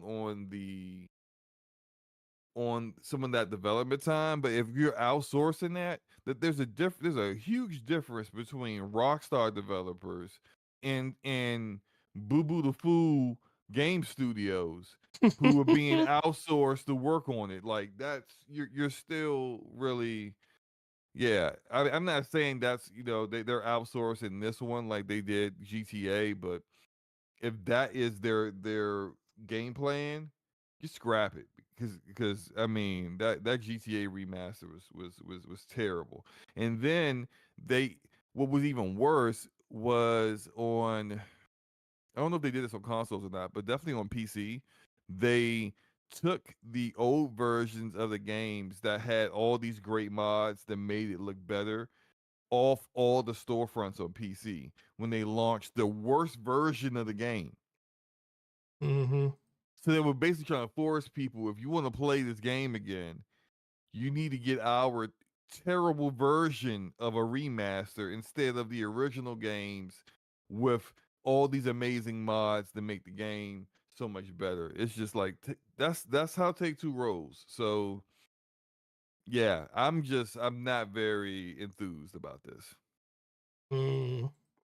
Nope, I don't blame you. I do think that I would love to see. Man, Red Dead was so good. John Marston, so good.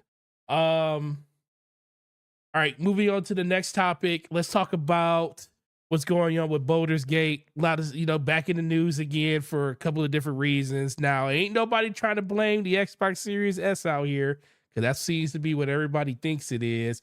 But Xbox has sent over their cracked development team to help them be able to get optimization between the S and the X together so they can get the game out I guess faster on the Series X and X, because as of right now we only have like release dates for PS5 and PS4, and those are even staggered. They're not even coming out same day and date and everything. I think PC is in August and and the PlayStation is version a month comes later. out the day Starfield comes out. Yep, the day Starfield. I was like, yo.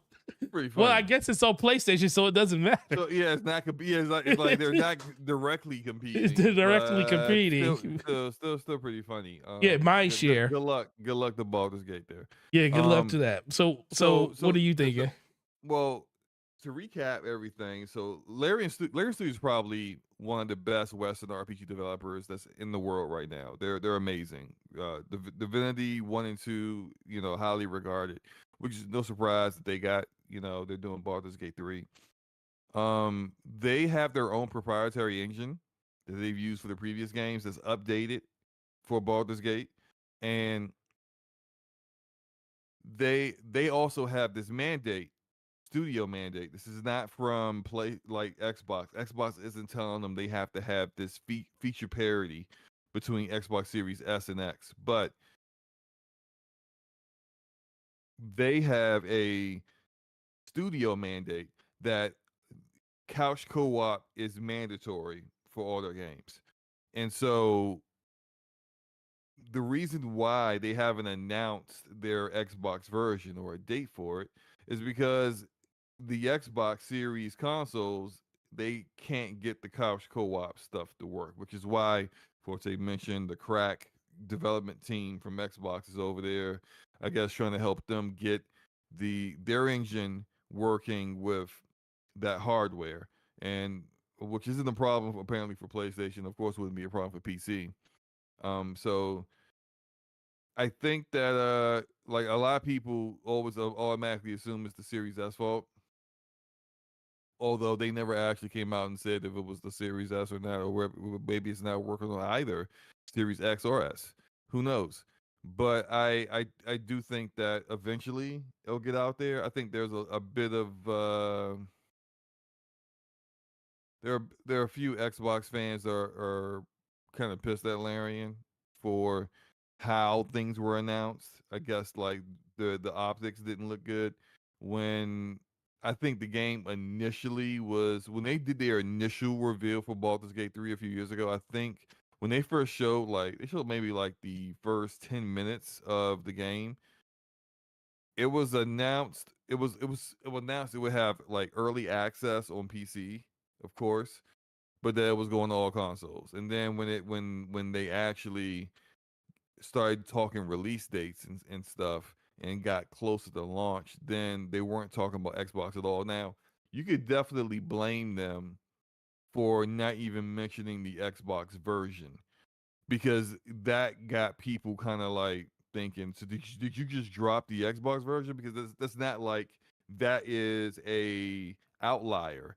We saw with Stellar Blade, Sony came in, became a publisher for with I forgot the name of the studio, the South Korean studio, and then took Xbox out, so Stellar Blade's not going to Xbox anymore. Um, Netflix bought Night School Studio, which made Octafree 1. Octafree 2 was announced to come out on every platform. Now they added the Netflix game. I don't know how you play games on Netflix. I don't know how you do it. I don't know where you go. Is it through the app? I don't know. But you can play it on Netflix now, but you can't play it on Xbox. So this isn't like an outlier, and I fully understand Xbox gamers being upset, especially if you were excited to play this game and then you see that like they're not even mentioning the Xbox version anymore. That's it. You gotta think that you gotta understand that like Larian is self-publishing this game. They don't have a publisher over. I think a actual like major publisher that publishing the game would have said you're not releasing the game until all the versions are ready. I think a publisher probably also would have got them a better release date for the PlayStation version.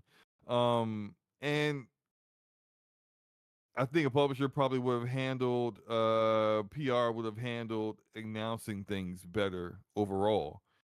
But lack of experience in those areas doesn't mean that they hate Xbox or some, silly nonsense that people would may try to roll with. It doesn't mean anything like that. It just means that, they made some mistakes in how they announced and brought things up. Who knows when the Xbox version is coming though? I don't think they'll drop it or anything. I just think it's just going to take some time to figure out how to get their engine working with the hardware.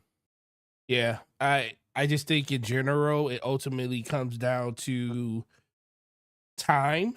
You know, there is something to the whole developing on multiple platforms. It's easy if you're a studio that's only really focusing on one, then you can pretty much, develop to the metal, and then you pretty much can just go from there, and your development cycle is a little bit faster.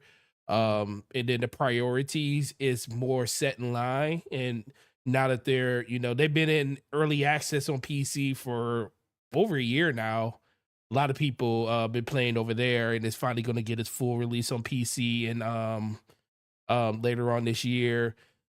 PlayStation's right around the corner, and then Xbox, like I said, I think in general it just ultimately comes back, and they're doing a really good job of trying not to blame the S for any of this. They're just basically saying that they just it's just fundamental problems between getting it to work in split screen.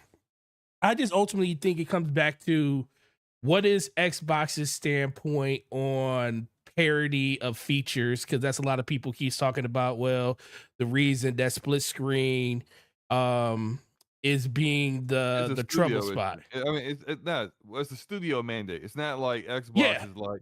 it's a studio. Yeah, I think the only mandate that Xbox has when it comes to Series X and S is that you have to put a version on the Series S. you have, and that's what I was Yeah, thinking. Yeah. like you, there's no like, oh well, if the Series X has a 60 FPS performance mode, then the Series S gotta have that too. Because we've seen games We've have seen differences have in that.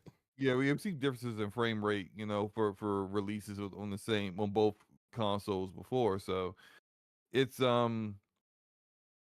yeah, I don't think this is really anything to do with Xbox. This is more just Larian trying to having a very, I would say, unusual way of working through a problem. Because Mhm.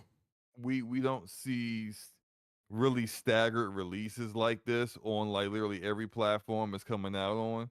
Usually it's like if there's a stagger, there's like, okay, PlayStation first party game comes out on PlayStation, then a year or two later comes out on PC, or a RTS game or a strategy game or like flight sim comes out on PC, then shows up on Xbox a year later, like that kind of thing. But usually those make sense. That's PlayStation's mandate on how they want to put their console first before PC.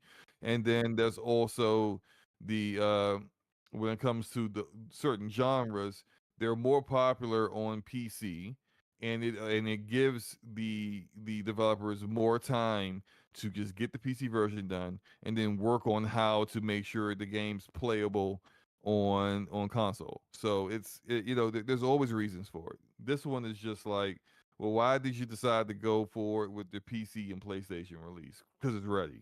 But it's just like, well, publishers don't do that. Mm. So it's just it is what it is. Larian's still awesome. So, it is, the game's probably going to do really, really well when it comes out on PC, that is, officially on PC. I gotta keep it a buck. I mean, look, we got some very smart people in the chat that love Larian Studios, the work they do, and so this isn't them at all, right? But I do think how we were talking earlier about like fanboy rhetoric is that there's a lot of people, and mostly I see it on Twitter, that got a lot of like, oh, can't wait for Baldur's Gate. Like, I ain't never seen you talk about a daggone Baldur's Gate before. It reminds me of a lot of the cap for Knights of the Old Republic, when people didn't even know what KOTOR was. They was all talking couture, and I'm like, what are you talking about, makeup? What are you talking about? Like that's not the game. I don't understand what you're saying. No, it's Knights of the Old Republic. It's a Star Wars game, man. Like, what are you talking about? Like, people get hyped over what they look like is a leg up over the quote unquote other side, the other team, and they don't even know what they talking about, and it's obvious they don't know what they talk about. They just basically just trolling. So Right. yeah. Yeah.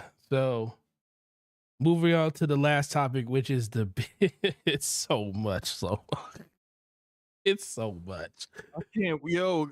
It's so Why much. couldn't this judge Corley I just know. give us She the gonna do it tomorrow. damn Watch. results, man? Just She gonna give do us it tomorrow. like we never have to talk about this again. She gonna give it to us tomorrow.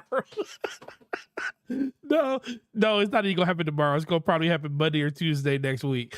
I think they said by the 12th or so, because she can rule, and if Xbox wants to do anything, they can do it before the 12th, but we won't see it in writing from the judge until July 12th at the earliest. So who knows how long this is going to go on. If I got this right, we're just going to get a preliminary injunction approved or denied. Or denied. And that's it. We're not going to, like, her reasoning for why she chose what. We're not going to get On the any of 12th, you that. will. On the 12th, you will. By the 12th. Well, the 12th is the earliest you will get that. Her reasoning to her decision at the earliest. So she might just wait for it to give her decision when she's going to give her reasoning too. Exactly. What day is the 12th, man? It's Wednesday next week. Oh my god, I can't take. I'm so tired of It's this stuff, so, man. but guess what, with Slow-Mo, the one thing I will say is I am so tired of it, and everybody in the chat is tired of it, and the gaming world at large is almost tired. You know what, Slow-Mo? There have been 100,000 subscribed channels that literally happened off of this one topic Congrats over to the them. last 2 years. Congrats to them for them. being able to talk about the same thing for a year and a half. It's, 'cause I it's can't. especially, excuse me. Especially, you know, a lot of people know him. Shout out to Dustin. He did a video yesterday talking about it, and he's one of those people that's been, excuse me, good God, that's been covering this since the beginning, and he passed 100,000. So congratulations to him. But yeah, there's been a lot of stuff that's kind of popped up on this. We had, you know, Jim Ryan go ahead. Avis in the chat says the 12th is the last day granted for FTC paperwork to the judge. So are you certain that's the day the judge is supposed to do their decision? Oh, maybe that's what it is. Okay, so the 12th is the last day for the paperwork to get turned into the judge, but she...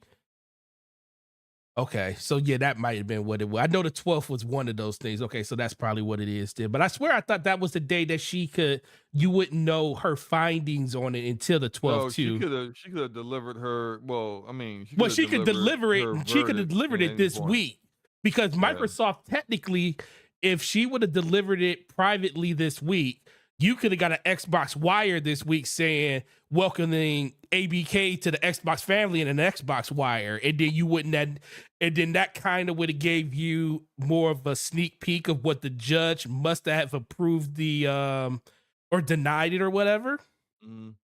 You know, for them to be able to do that. That's what a lot of people were hoping for. They were hoping that, hey, let's hope that Microsoft comes out and says something, but it really doesn't mean anything. Let me say this real quick. I think whether it gets, we all know basically that like this judge's decision basically is going to either kill the deal or allow it to push through, because they're ready to close. Activision is not going to renegotiate the deal. It's either, if the injunction gets put in place, it's probably a wrap. It's definitely a wrap. If it doesn't, then it's going to go through, and then they're going to try to, like, a year or two now, the FTC will be taking them to court to try to stop them.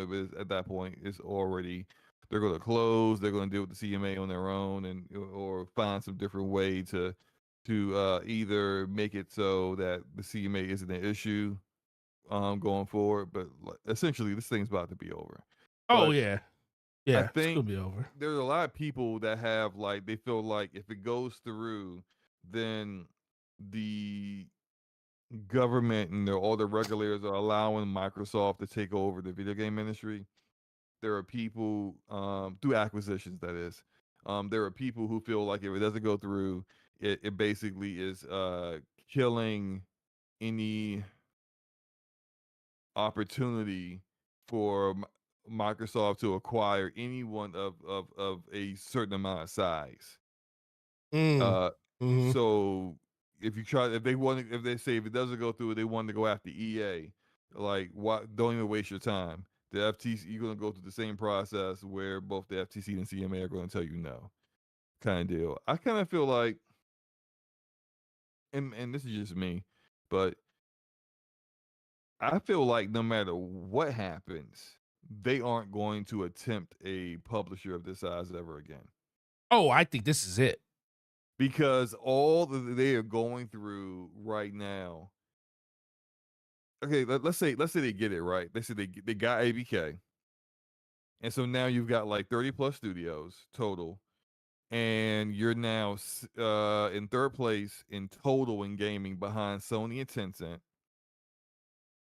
And after everything you went through, you go and try to acquire Take-Two.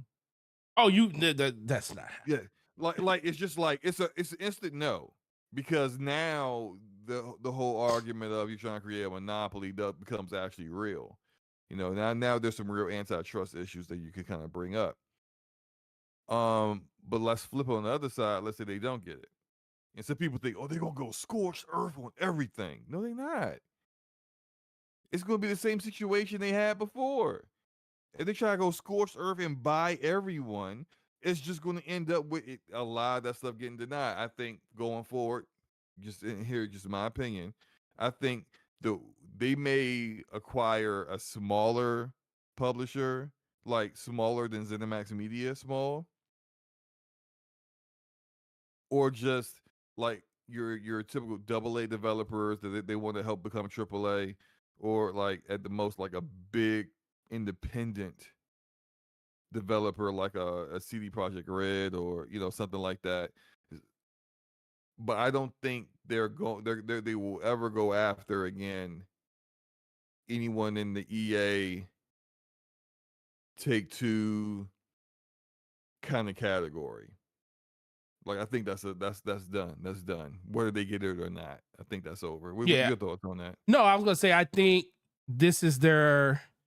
If you were gonna take one shot, this was the one shot for something that big.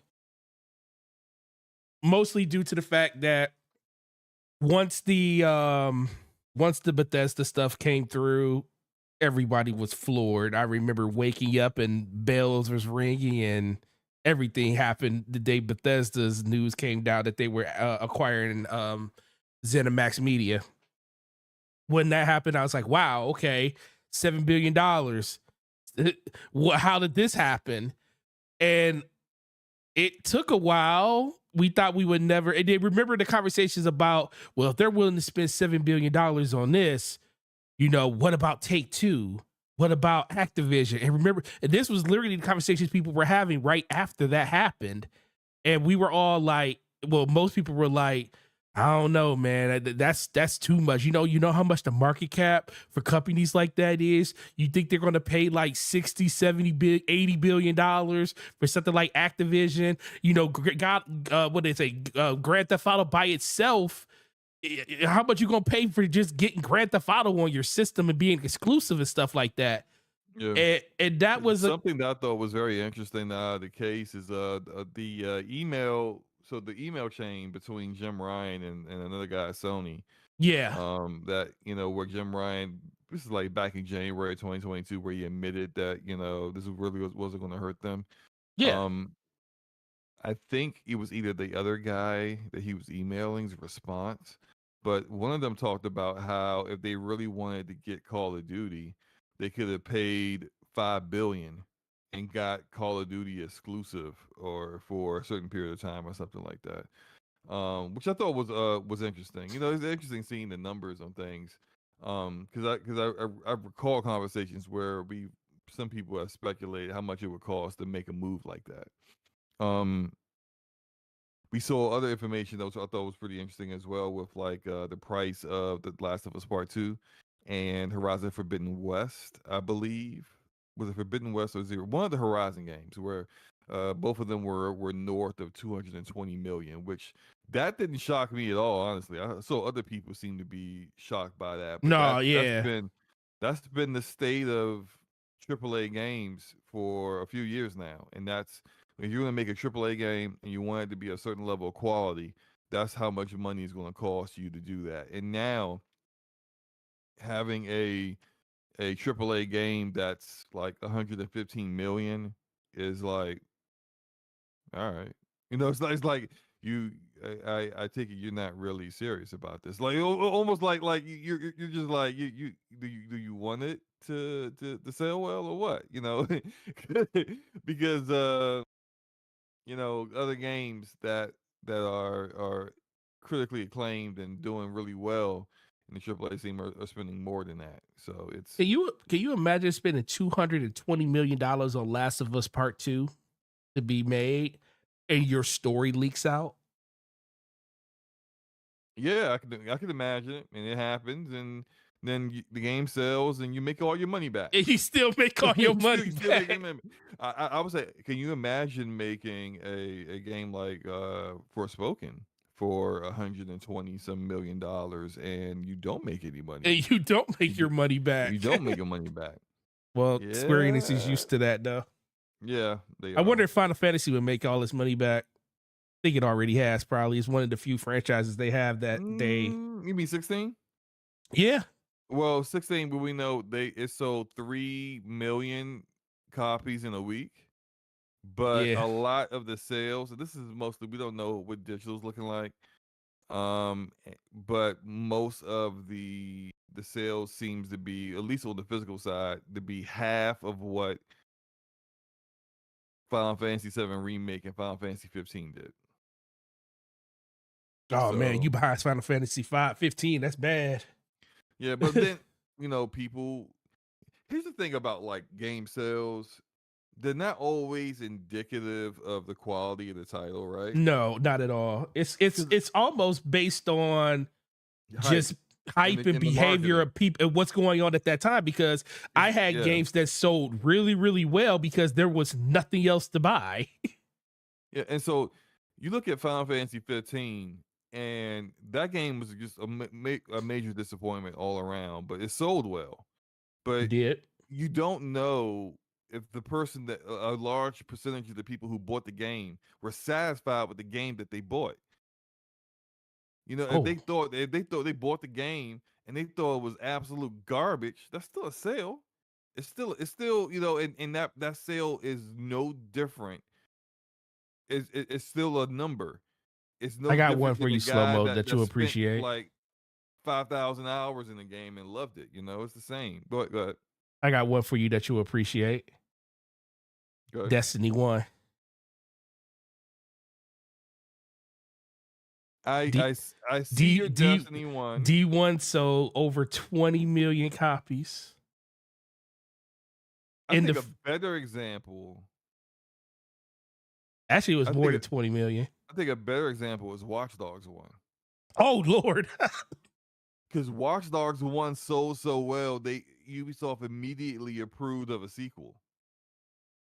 But the game was a major disappointment because of how their initial showing of the game didn't match what the final product was. So when the sequel comes out and they make a sequel that improves upon the first game and in a lot of different ways, and it ends up not selling as well as Watch Dogs 1 did, because people didn't see that you improved everything. People didn't see that you had a protagonist that wasn't a bland dude with a bland white dude with a mask over his face. People, didn't see all the improvements that you made based off of consumer feedback. They didn't see none of that stuff. All they saw was Watch Dogs 2. Remember the disappointment of Watch Dogs 1, didn't buy it. Division 1, initially, fastest selling Ubisoft game. They immediately approved of a Division 2. Immediately. Division 2 doesn't sell as well as Division 1. Even though Division 1 eventually came out with all this great innovative content. The reason why we even have extraction shooters right now is because of the Division 1. And they completely went left field with Division 2. Didn't put a lot of the innovative stuff that was in Division 1 in it. Game didn't sell as well because a lot of people remembered quitting the Division 1 when it was broken and buggy and imbalanced. It's just the game sales don't always tell the whole story, is what I mean. Nah, yeah, you're right. And so, finishing out this topic, what do you think was the most important thing that happened during this during this hearing over the 3 days of the hearing? Well, for just in general, and then what do you think was the most impactful thing for you in general, other than Most it's important almost thing, over? I don't know what's the most. It depends. There's so much tea that So got much. spilled And for us, it's very much like, ooh, look what so and so said. But now we're really starting to see behind the closed doors, and it's like this is open for everyone to see. Most importantly, their competitors. Mm-hmm. So I think most important is something that we won't know for certain until like a year or two from now, when different strategies are deployed based upon the information that was revealed from both parties, both Sony and PlayStation. Uh, Most interesting to me, I thought, was the Pete Hines emails. Oh man. That was probably the most interesting to me because it kind of highlighted two things. I'm confused. That's that it's the greatest lie. It's like the greatest. It starts the sentence. I'm confused. It highlighted two things for me. Pete absolutely was not on the same page as everybody else. No, he was far from the same page. He was on another planet, bro. Yo, not at all, man. And he did the whole thing, like you send a real like almost unprofessional email to a bunch of your people, and then to the person you need to direct this to, you send a far more professional email to them. But the other thing that it highlighted to me was that we got to see the miscommunication between that Phil Spencer brought up, in regard to say Redfall, and we got to see a lot of that through those emails, because I thought that uh, Pete had a very good point in regards to Todd Howard and how Todd Howard was supposed to handle this information. So, for those who don't understand the context, Pete Hines works for Cinemax Media. Cinemax Media gets acquired. All their games are exclusive to Xbox and PC, no longer going to be on PlayStation. Microsoft then acquires sometime later Activision Blizzard King. Phil Spencer comes out publicly and says Call of Duty will remain multi-plat. And then that's where Pete's like, huh? But our games are exclusive. And I know a lot of people's arguments is that's Call of Duty. When have you made a game that's on the level of Call of Duty? You haven't, so shut up. Which in some cases is kind of valid. But the other half of it is you got to think about communication. And he is a executive of a publisher that you now own. And you're used to kind of communicating among the people, among main Xbox leadership, the things they need to know. But now you got these other people who are in leadership roles themselves, not just leaders for a developer, but for a publisher that's maintaining 8 studios. So if you're going to go do things differently, at the very least, not saying that Pete needed to be in the room to make help when they made the decision or anything, or that he gets a say on the decision, but Pete needs to know what the word is. Like, what's the new? What am I supposed to say? Because he brought up a very good point about Todd Howard. Todd Howard's about to go to DICE. He's going to have reporters all in his face asking him all kinds of questions about stuff that he knows nothing about. What is he supposed to say to them? Like this, like basically, Pete was like, "You got to communicate with us so we can all be on the same page." And I understand that. I understand that completely. Hmm. I definitely understand that. It was just funny. That yeah, I want to say that was probably the most impactful thing, and not probably just to the case in general, just to the fact that wow, he has is like really in his feelings about that. And the first thing and the last thing he said, he was like, "You do realize that." Todd is gonna be here. He's gonna be there. Y'all don't even think that he gonna be having to answer all these questions about this. He said, "Y'all just basically taking that man and throwing him to the woodshed." Yeah. And then there's look, Aramis the chat saying that's why Pete ain't the marketing guy anymore. Aramis, you don't know that. You don't know if Pete decided he didn't want to do that anymore. You don't know if someone left and they need to fill a role and he decided to fill that role. Right. We don't know Phil Spencer's response to his email.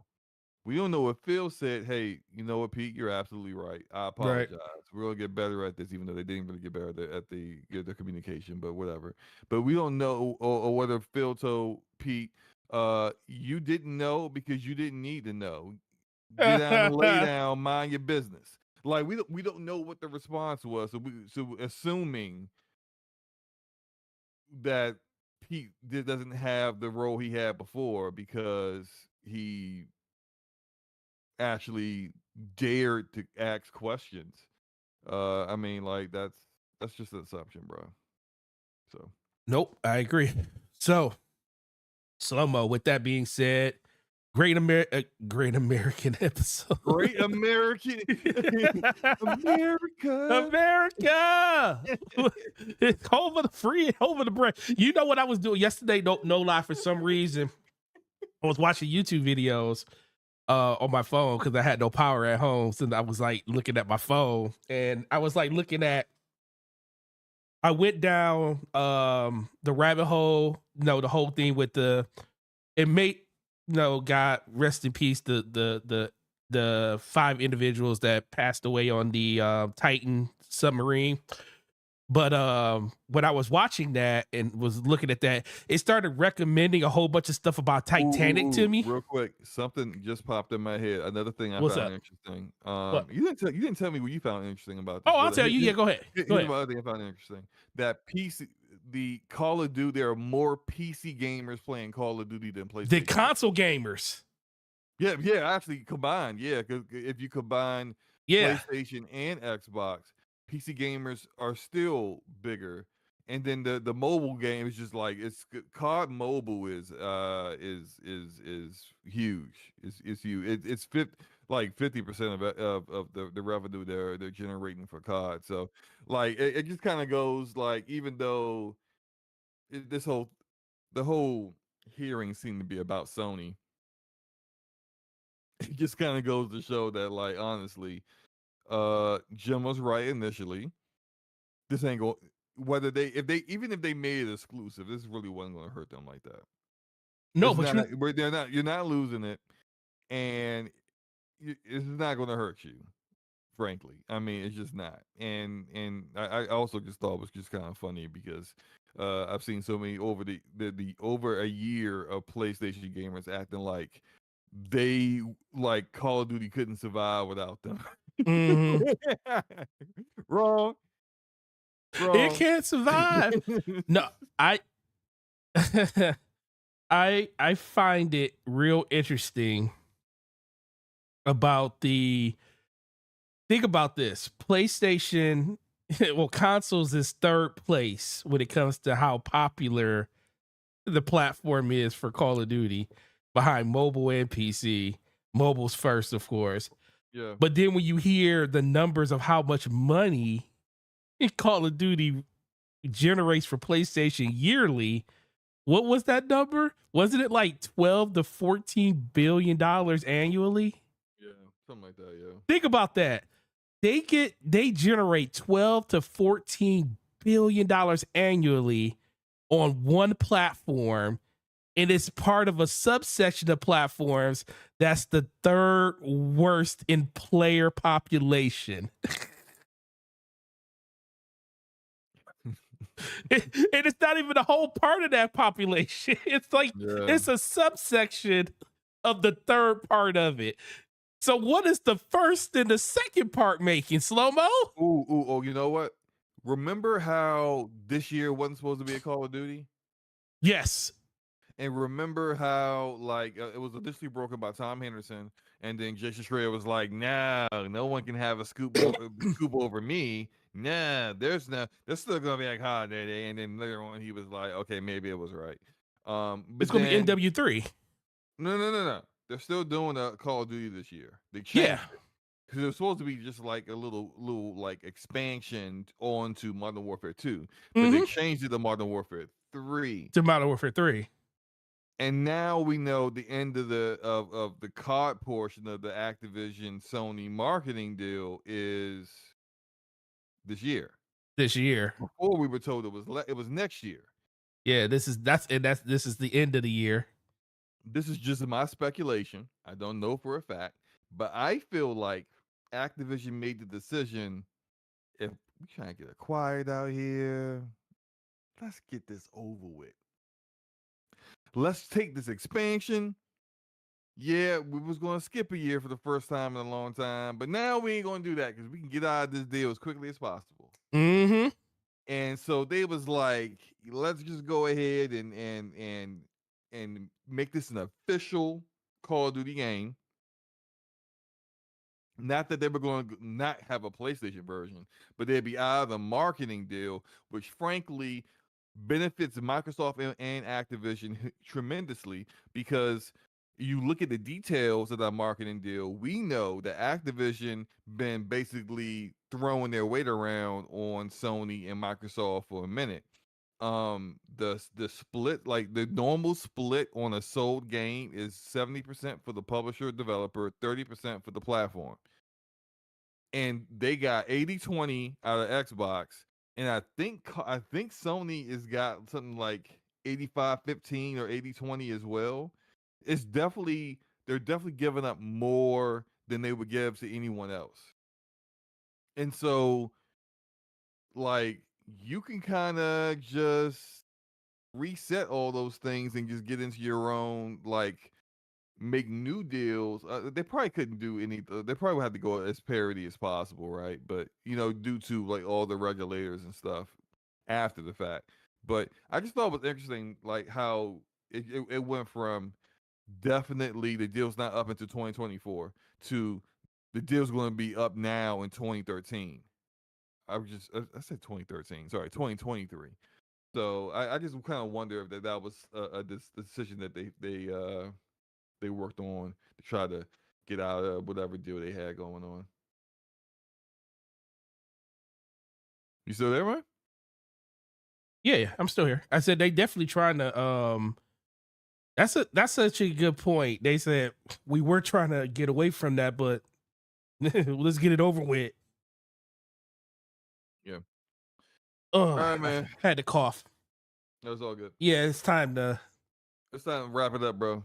Yeah, Wrap before I it up, lose my B. voice. So I got a PC to build, and I got you got a PC to build? No, you don't. I got a PC to build. I got dishes to wash. I got to do a whole bunch of stuff, man. Let's go. Well, with that being said, Slow-Mo, really appreciate you. Really appreciate everybody in the chat too. Thanks for coming through. Shout out to the over 55 people we had here. All the love and support. You guys are great. We all really appreciate all the love and support you guys bring to the channel. Slow-Mo, go ahead and pull up your thing for your channel members. And while you're doing that, please let everybody know where they can find you and what you got going on your channel. You can find me on my channel, Slow-Mo Backslap. I will probably, I'm fairly certain I'm going live tomorrow with, yeah, I'm going live tomorrow with Lunchtime with Slow-Mo. Might go live on Saturday as well, since won't have the kids around to bother me. Feels good. So where is the channel members? Under earn No. memberships. I got it. All right. So again, as always, we do thank you guys for being members on the channels. We appreciate you guys and everything that you do in supporting us. Shout out to Donnell Brown, Rethardio, DexFlex27, Dragonheart Yobi, Enrique, Hargi Shani, Troop Serum, Arodimus, Ramon Terrell, Homie One Kenobi, Forte, Corey Hill, Stardust Acero, and that guy Smitty. Yeah, and really appreciate you guys and the love support you bring to the channel. And for myself over here, we got Downell Brown, Arodimus, DeathFlex27, Dragonheart Yobi, and also shout out to Dragonheart Yobi renewing his membership, part of the 10%ers. Really appreciate you for doing that earlier today too, bro. We also got Starter Cicero, Ramon Terrell, Hargy Chini, Brat, Basement Radio Arcade Podcast, Corey Hale, Sloma Backslap, DJ Oris, and that guy Smitty. Really appreciate you guys in the support. A couple things. I don't even know when I'm gonna get something up on the channel. I gotta get my voice back first. After we're done with all that, then we should be back running smoothly.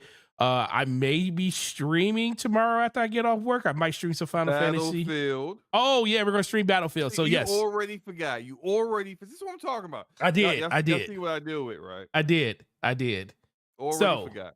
Tomorrow night, after I get off work, I will hit up slow mo. We're gonna stream some Battlefield because we got to get this man in there so he doesn't delete it off his system because it's a great game and he should want to play it. So check us out there. We'll actually stream it on the DPS channel. Well, I'll stream on. He's gonna probably stream on his channel. I'll stream it on the DPS channel. If I do lunchtime with slow mo tomorrow, I'm probably not gonna stream it on my channel. So then I'll do DPS channel. You can do your own channel if you want. Whatever we do. We'll figure it out. We'll figure that out. Battlefield tomorrow, so come through. Yes, yeah. Battlefield. Yes. But with that being said, guys, we will see you guys over the course of the next week. That's episode 139, and we really appreciate y'all. Y'all have a good week. Peace. Peace.